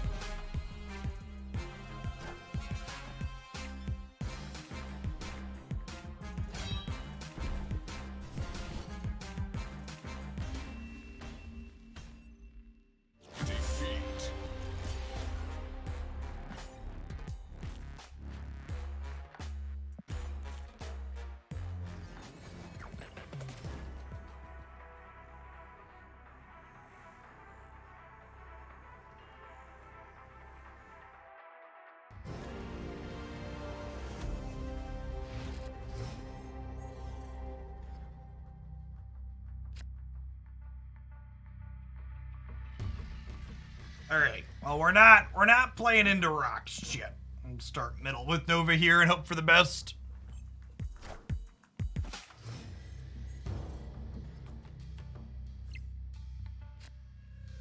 Oof.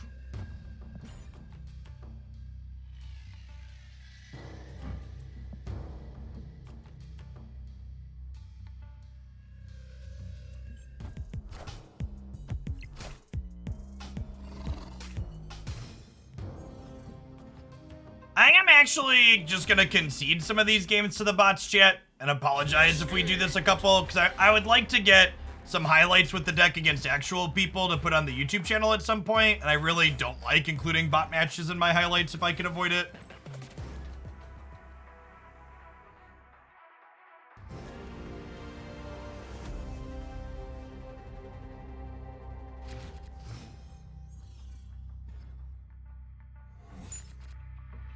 It's a lot of gas. Skip the 0-on-1, we can Bucky into Sabretooth.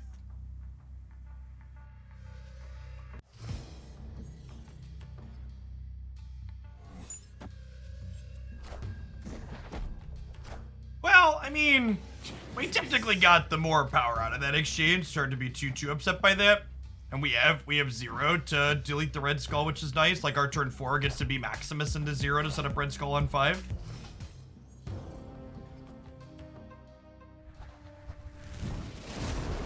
So turn 7 this game. Okay, and there's a Venom. Exciting.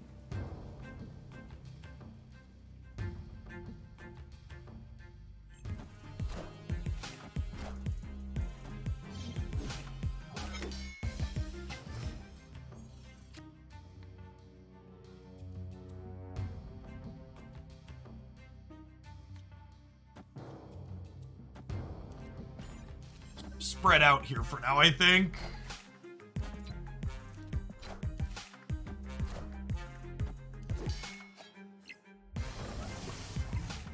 We may or may not be punting left. We'll see. Although Nova's kind of nice. Next turn we have Nova Hellcow Venom. And then Hellcow actually puts the Wolverine into play, which is kind of sick. And then we'll have whatever we draw on the last turn.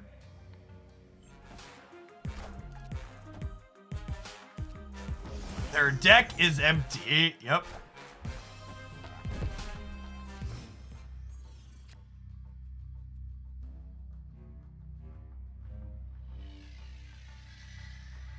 Alright, so Nova here. Hellcow here. Venom here. Wolverine's gonna floop into one of these two locations, and then this will go off. And then I'll have Sabretooth plus one other for next turn.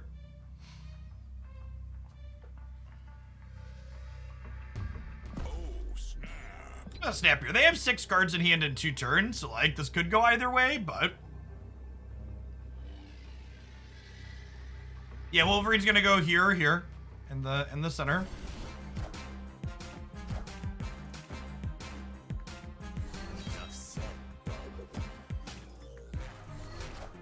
Yes, and Typhoid Mary is the last card in our deck. I guess knowing our last card is Mary, maybe we're supposed to sequence a little different.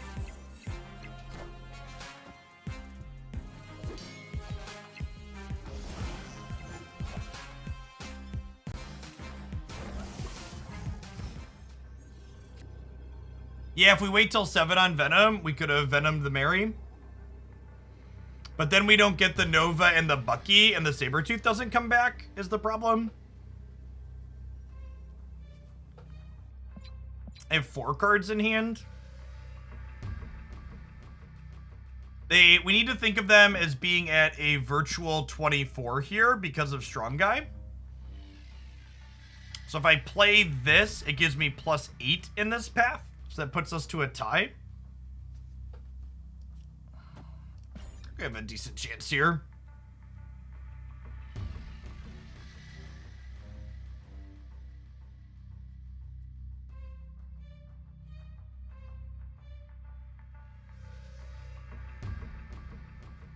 Losing our Enchantress on 2 Discar is a little bit sad looking back on it. The way this game played out. Seeing our whole deck from Olympia. They can probably get their hand empty, right? I assume they have things that let them discard.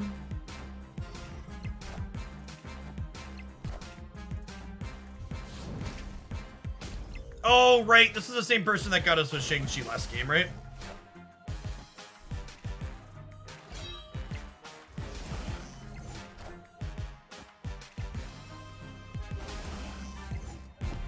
Yeah. Defeat.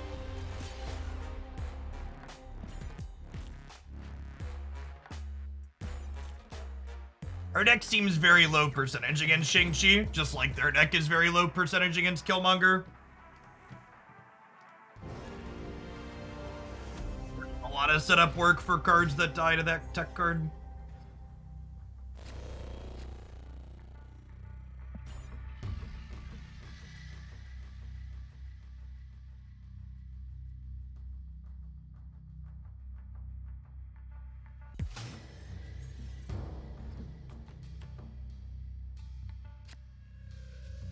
Okay. Bucky into Asgard probably wins that most of the time. We Scarlet Witching the Danger Room, Psylocking it, sure.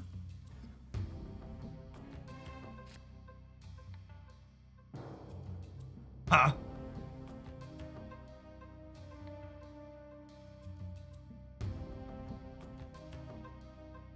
I'm gonna Maximus the Clin. The problem is they have priorities, so if they Mr. Negative, I'm gonna draw them cards after they Mr. Negative. Just Jubilee, deal.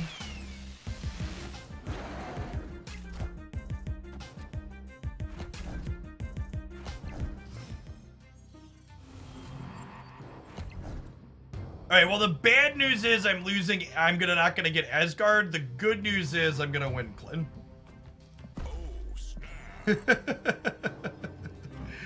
The good news is we're gonna win, Clin.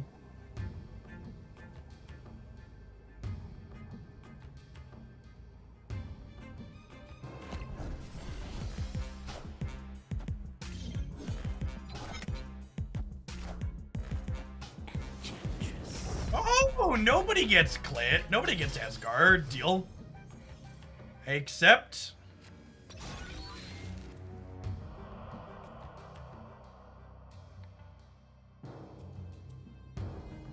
Oh, it's unfortunate we don't have one more mana here.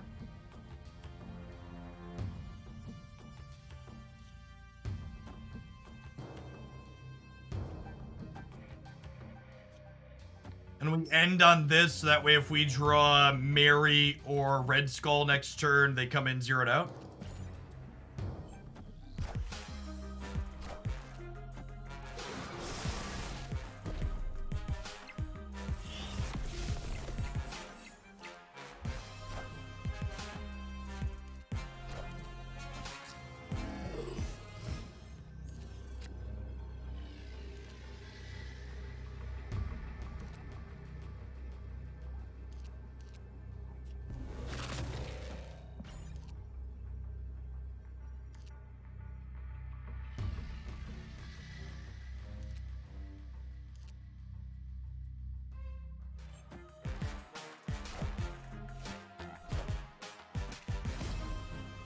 Enough said, bub.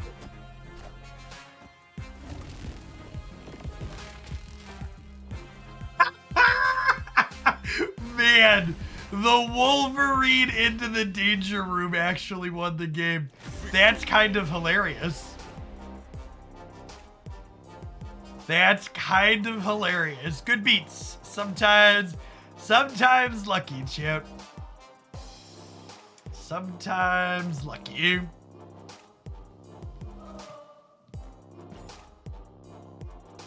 Any replacements for Typhoid Mary in this deck? There are not. Typhoid Mary is what I refer to as a key card.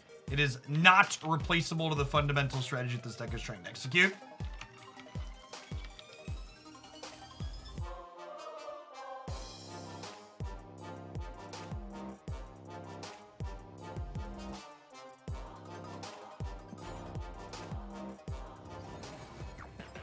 All right, chat. Our last 100 credits gets our Enchantress to blue border.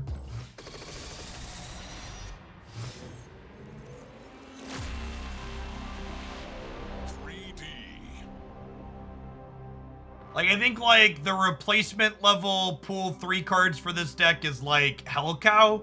Like, Typhoid Mary, Red Skull, and Venom really aren't optional. Your deck's gonna be much worse without them.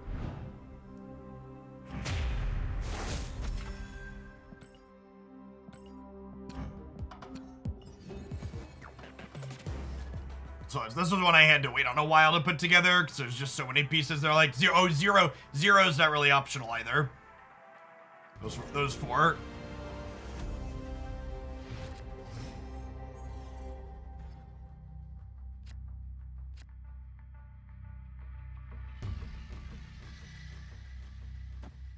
Well, I guess there's no reason to play this out proactively, right? We just chill.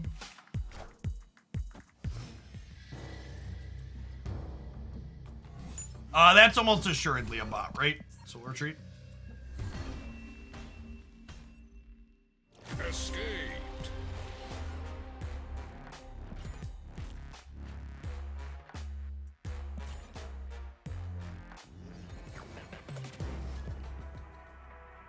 Do.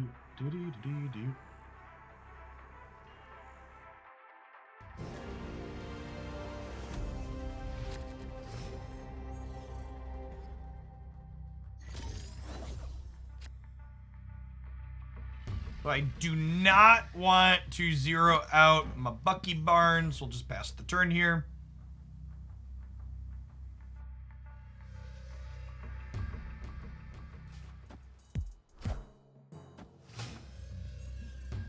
Quicksilver on one. They notably did not play Quicksilver on one into Wakanda. Is interesting.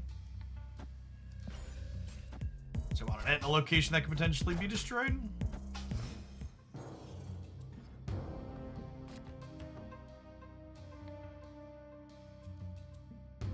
Will Wolverine into 0, and then we can play Mary out next turn after we've zeroed her.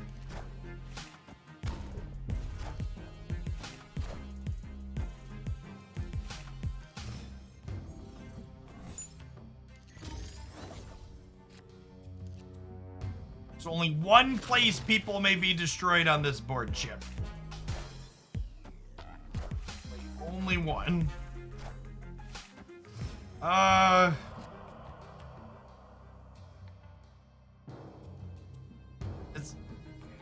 mean, that's great for me, right?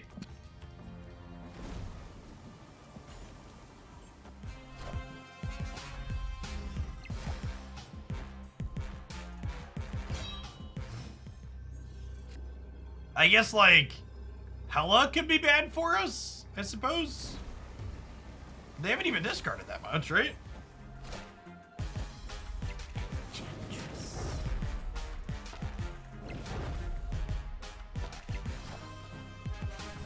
Uh-oh. It suddenly all makes sense. Got it. Defeat.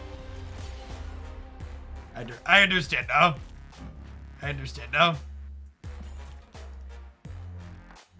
Even when we queue into a person chat, we're still playing against a bot. It's actually just all bots all the way down.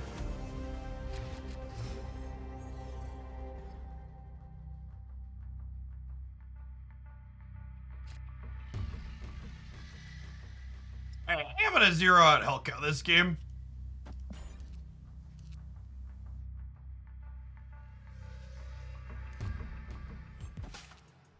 At 1-2 curve here.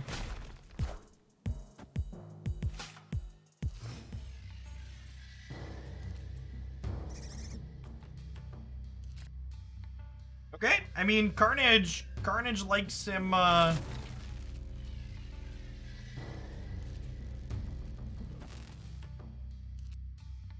It's Hellcow over here for now. Carnage likes him some squirrels, chat.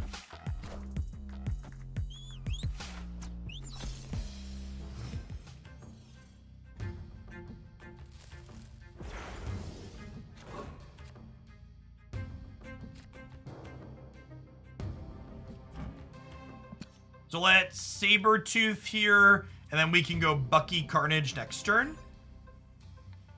Sabretooth bounces back to our hand with 0 cost once he gets destroyed.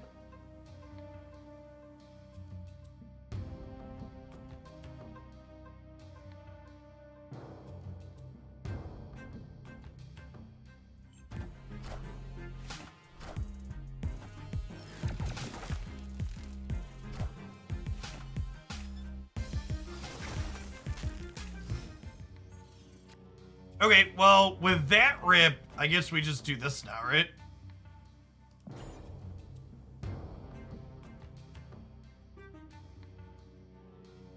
And then we hope to find a Venom in our last 2 draws.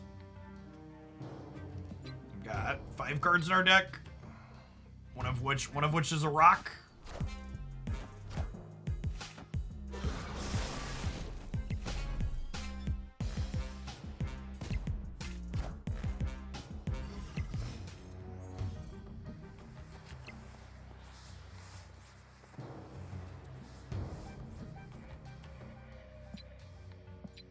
Do I want to give them 2 extra cards with Maximus this turn?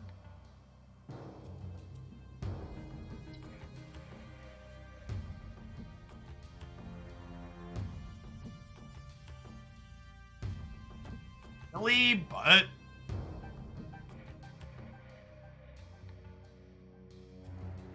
I also kind of need to play my cards out. So I can get their Ronin super small.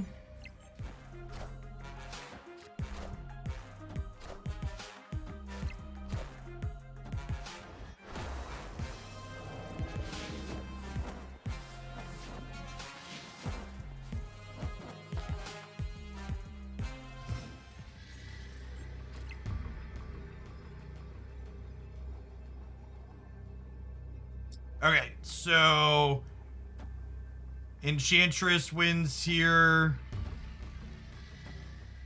We have 4 power here.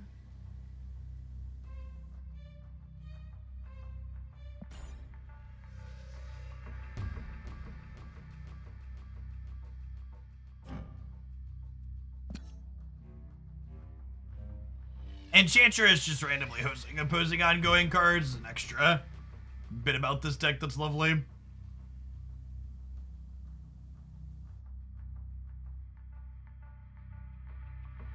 Victory.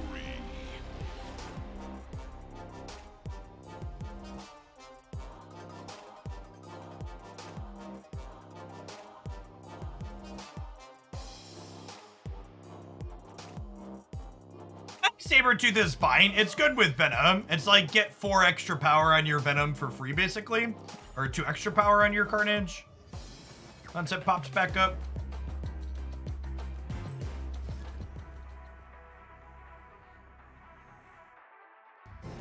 Yeah, it's like not that far below rate for a 3-drop.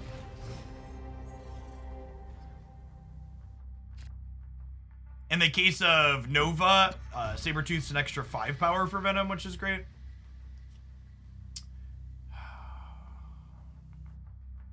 I'm gonna Nova middle rather than into expansion, because I'm not planning to Venom until 4. And if I draw Bucky Barnes next turn, I want to go Nova, Bucky, Sabretooth into Venom.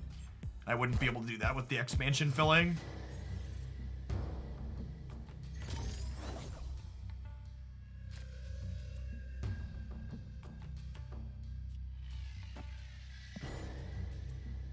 When you hit, you're out, but also fuck you, RNG.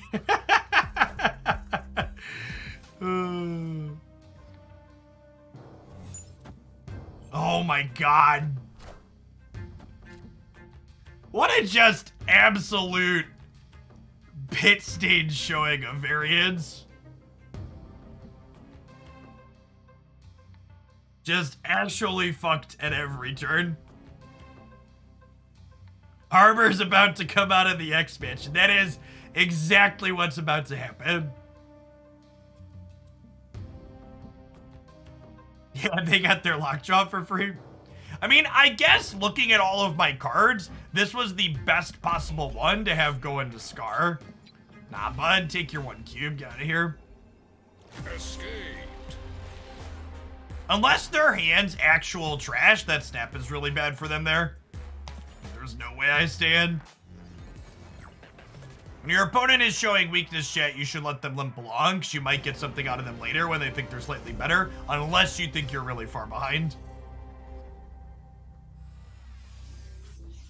There just aren't enough levels in this game at this point. I just assume my opponent has it when they snap, because most of the time they do. People get too excited too quickly. Alright, Wolverine on 1, thanks to the workshop.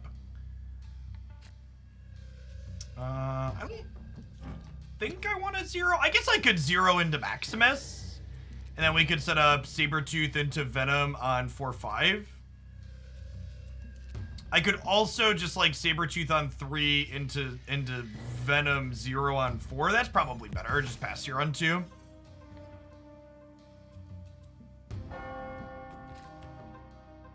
Yeah, this is much better now, right? Because I get to go this into here, and then the 0 sets us up for Typhoid or Red Skull if we draw it next turn.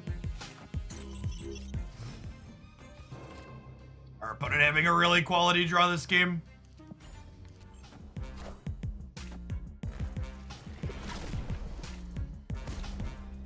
Enough said, bub.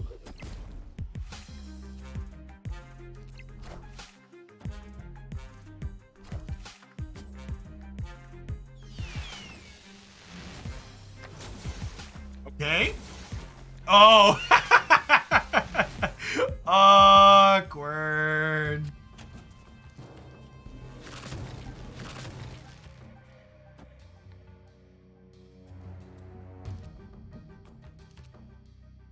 And like, there's no way they stay in if I snap, right? This is like similar to what we talked about in the last game. I should not snap because I might get a second cube out of them if they hang out.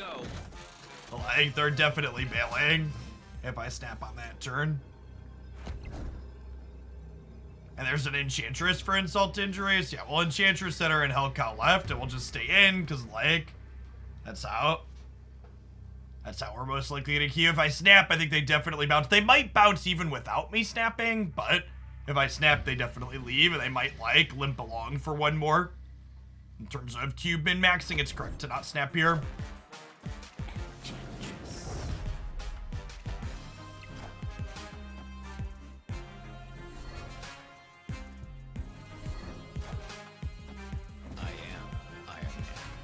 Yeah. Good stuff.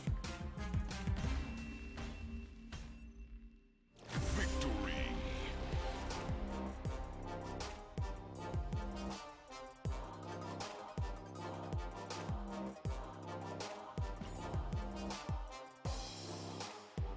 I think this is my favorite.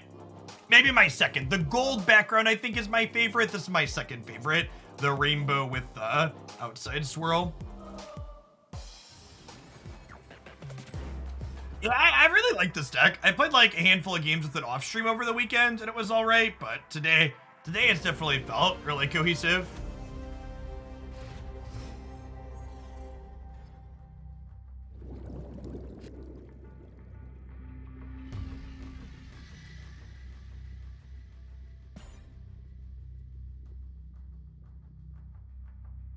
I don't know what I would cut to fit in Taskmaster. He should definitely be in here. It's probably Wolverine or Hellcow. It's tough though. Maybe Maximus. Maybe it's Maximus. I feel like you need the 2 drops. Wolverine being a 2-drop curve filler is really important.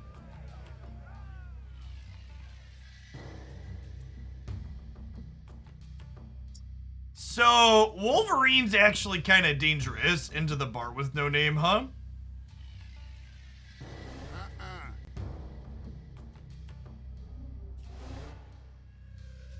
Like, am I actually destroying him? Might be some gamba here.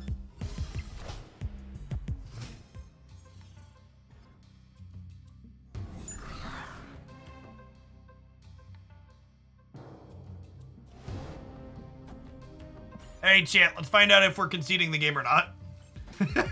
1 in 3 to concede the game.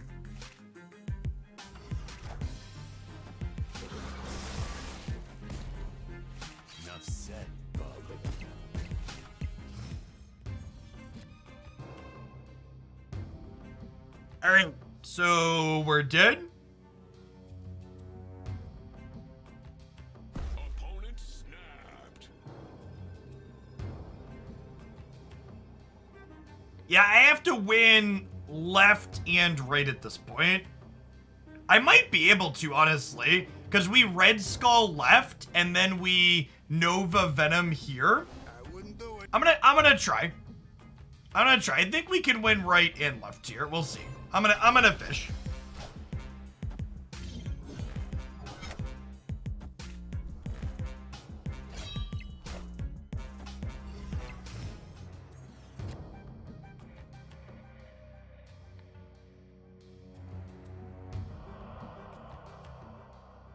Oh, I could just Enchantress the Morbius left too. Yeah, that's true.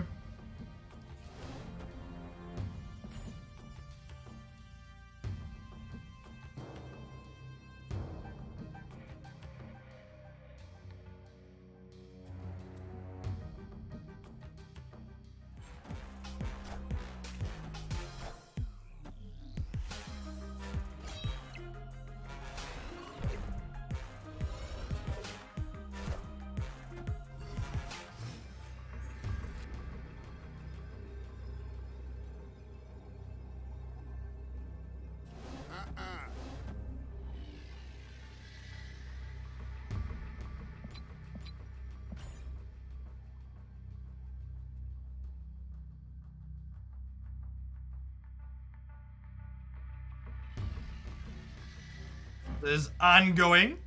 So Enchantress does wipe that off along with the +2 bonus. So they're gonna lose 10 power here and go down to 7. And I'm going to I'm actually gonna go down 1. So they're gonna go down to 7 and I'm going to go down to 17.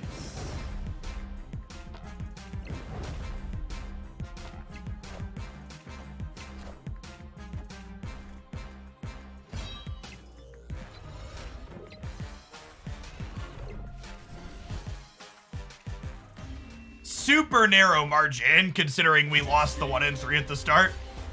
It's like almost assuredly would have won if Wolverine would have gone to a better spot for us. That was really close. I think it was definitely correct to take that flip, but it definitely feels bad to lose such a close game after losing the 1 and 3.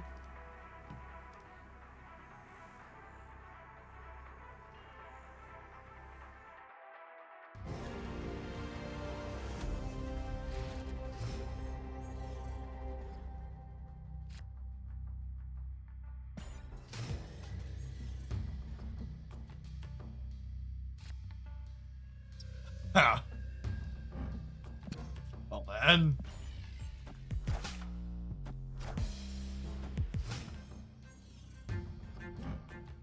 This is definitely a bot. I'm gonna retreat.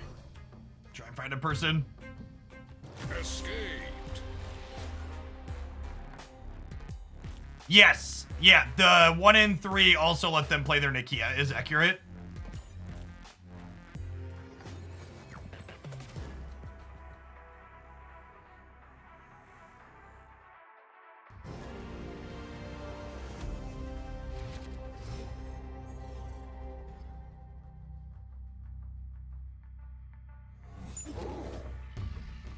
Well, we have our top end. Half of our deck costs 2 or less. Just a little bit of it.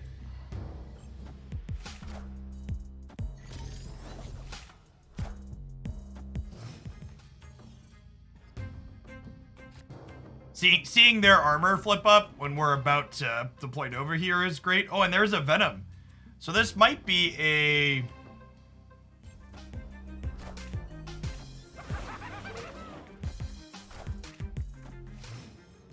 How are we sequencing here now? So I could Typhoid Mary, I guess. I could also just Venom mid. If I Venom middle, it could be a, like, Red Skull into Enchantress plus Wolverine. And Enchantress on Red Skull in DC actually gives it another +3, which is kind of sick.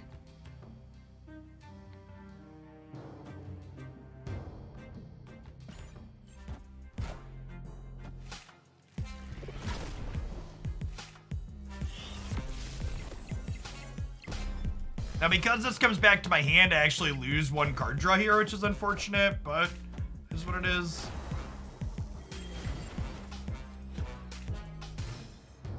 Oh, and now I get to Hellcow on the last turn, which is great. So next turn, we'll get to Enchantress, Sabretooth, Hellcow, which is why we play Hellcow.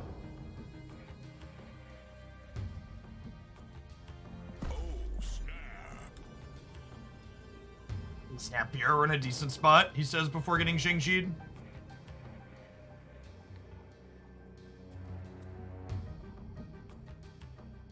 Hellcow could even tie left in theory. Hellcow plus Sabretooth could win left in theory. So we could be playing for all 3 locations here still, depending on what they play this turn.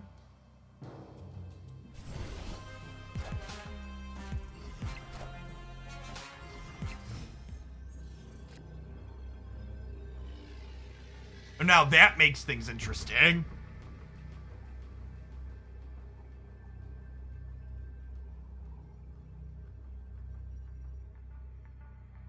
So if I Enchantress here, they're at 18. I can't get 10 there though. So I guess we're just doing this. And then we could even theoretically Hellcow hit Wolverine here too. You have a 50% chance of that.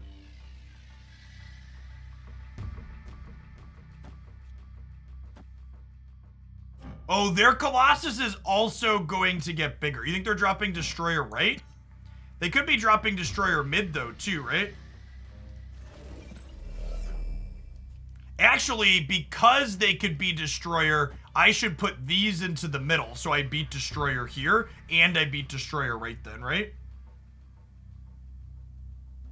Because this is going to go to 6, and then this is going to go to 16, 19. No, I guess I lose it there. I'm going to lose wherever their Destroyer goes. Oh, no, wait, I beat the Destroyer because we wiped the Indestructible off of Colossus. Oh, yeah, that's sick. Okay, yeah, this is fine because we have priority. Nice. Yeah, sick game. Yeah, goodbye, friends. You can destroy that one. That was great. Victory. Good stuff.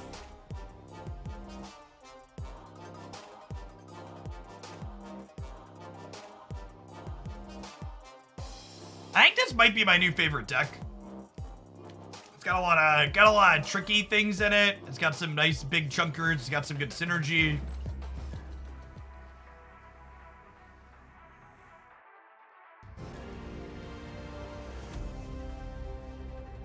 Oh, that's true too. Enchantress left would have let their left side get wiped out from Destroyer. Instead of me telling you you're wrong, tell me why you're right. Instead of saying, Jeff, would you play this card? Say, Jeff, you should play this card because, and then explain to me why you think I should play the card. Cool. Bucky into Elysium. This might be a 0 my Maximus and then Venom the left side.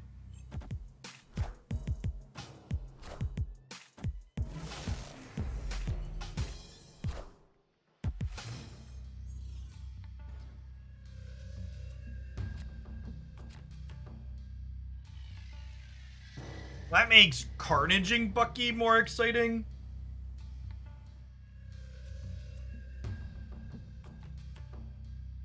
I'm not like in a rush to play anything because my deck's a relatively low curve deck, so I'm gonna have better choices for sequencing with these later. So I think I'm just Carnaging the Bucky Barnes for now.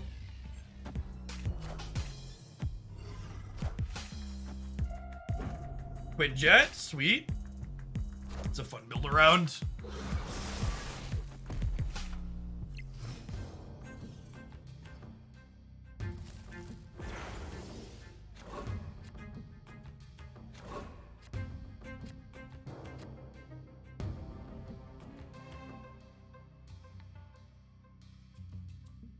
Okay, so I think we Typhoid Mary, and then next turn we can clear her off with Venom, and that saves us a 0 trigger for either Maximus or a Red Skull down the line.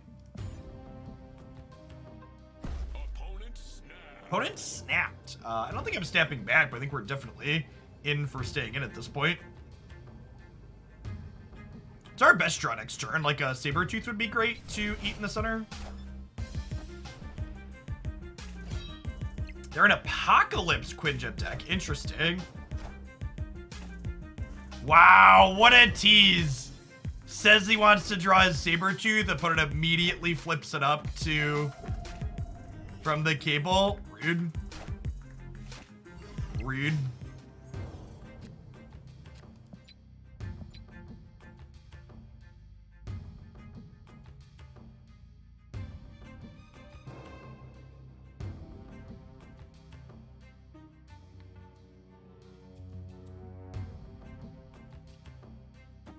I'm definitely playing Wolverine here.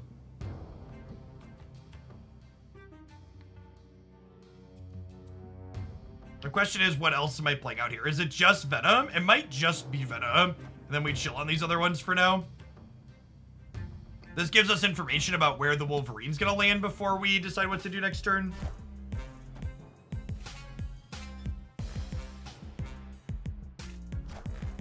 Okay.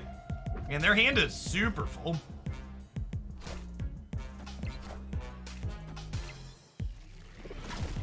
Yeah, they'll be more expensive last turn, but they'll be cheaper again on the last turn, so that's fine.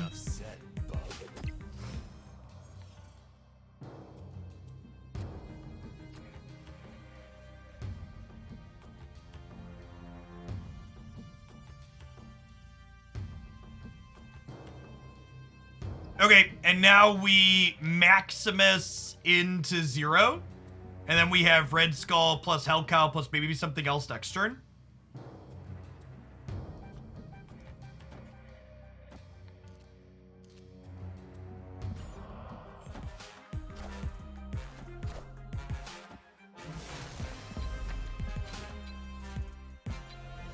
Alright, so we can figure out what they drew from our deck here. Based on what we see. Help me figure it out, chat. What do we got? We drew Nova. So what's their card out of our deck right now? It's Enchantress. Okay, so that just doesn't matter then. So I want to get set up so we're winning all 3 paths. So we'll Red Skull here, we'll Hell Cow here, we'll Nova. Honestly, we might just Nova right? Just hedge this, and they need to, like, play Apocalypse into the middle, because they're the most behind tier, and then we put them further behind tier in here. Yeah, I think I'm in.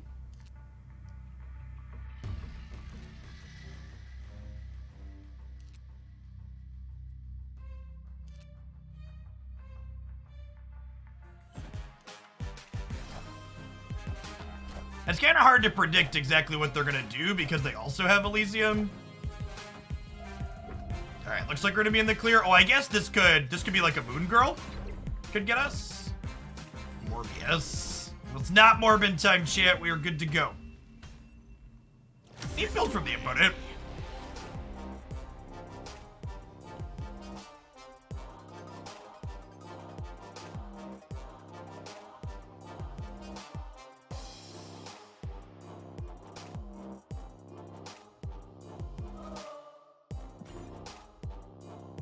I could see Arnim Zola. Thanks for taking the time to write that out, Ari Level. I could see Zola being good after exactly Venom, but part of the problem is I feel like a lot of the time on the last turn, I'm playing out a couple of different cards.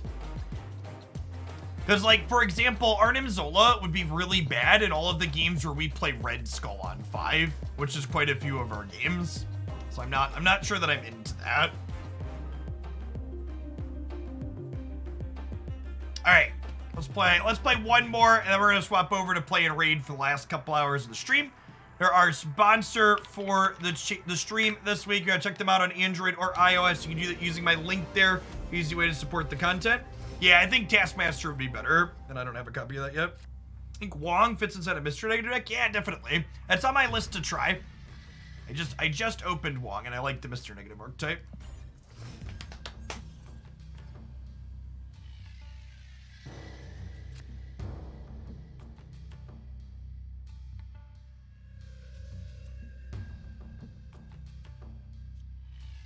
Are we fighting over Clint? The question. I think so. I think we'll go like Bucky, Max, Venom, and win this.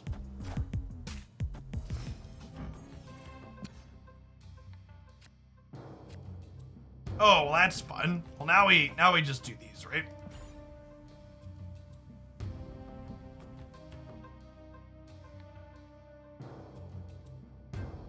You've completed your collection. Did you throw up giant pile of money at the Nexus events too, like Dara did? Good. I couldn't bring myself to load up another $400 or $500 to maximize to min-max the Nexus event. I got my Jane Foster after 50, and I was like, that's it, I'm done. But I'm gonna wait the last couple of weeks to finish the cards out. I would like Mystique and Magic, but also, like, fuck the amount of money they wanted. Squirrels!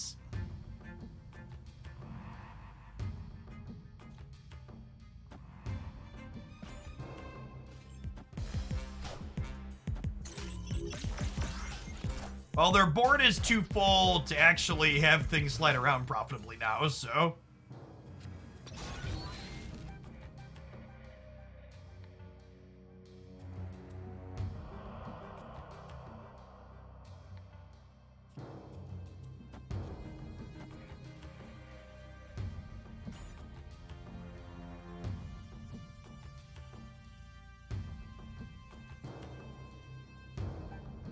Hey, thanks for the rating, Katia. We had a good stream today. So if you haven't caught it, King Fede, I'm going to be doing, I have a Pool 1/Pool 2 only starter series decks going up on the Snap YouTube channel. First deck went up Saturday. Those are definitely the things you'll want to be looking for in terms of decks to be working on when you first start out. So obviously we're losing left, but Nova here should mean we solidly win center in right.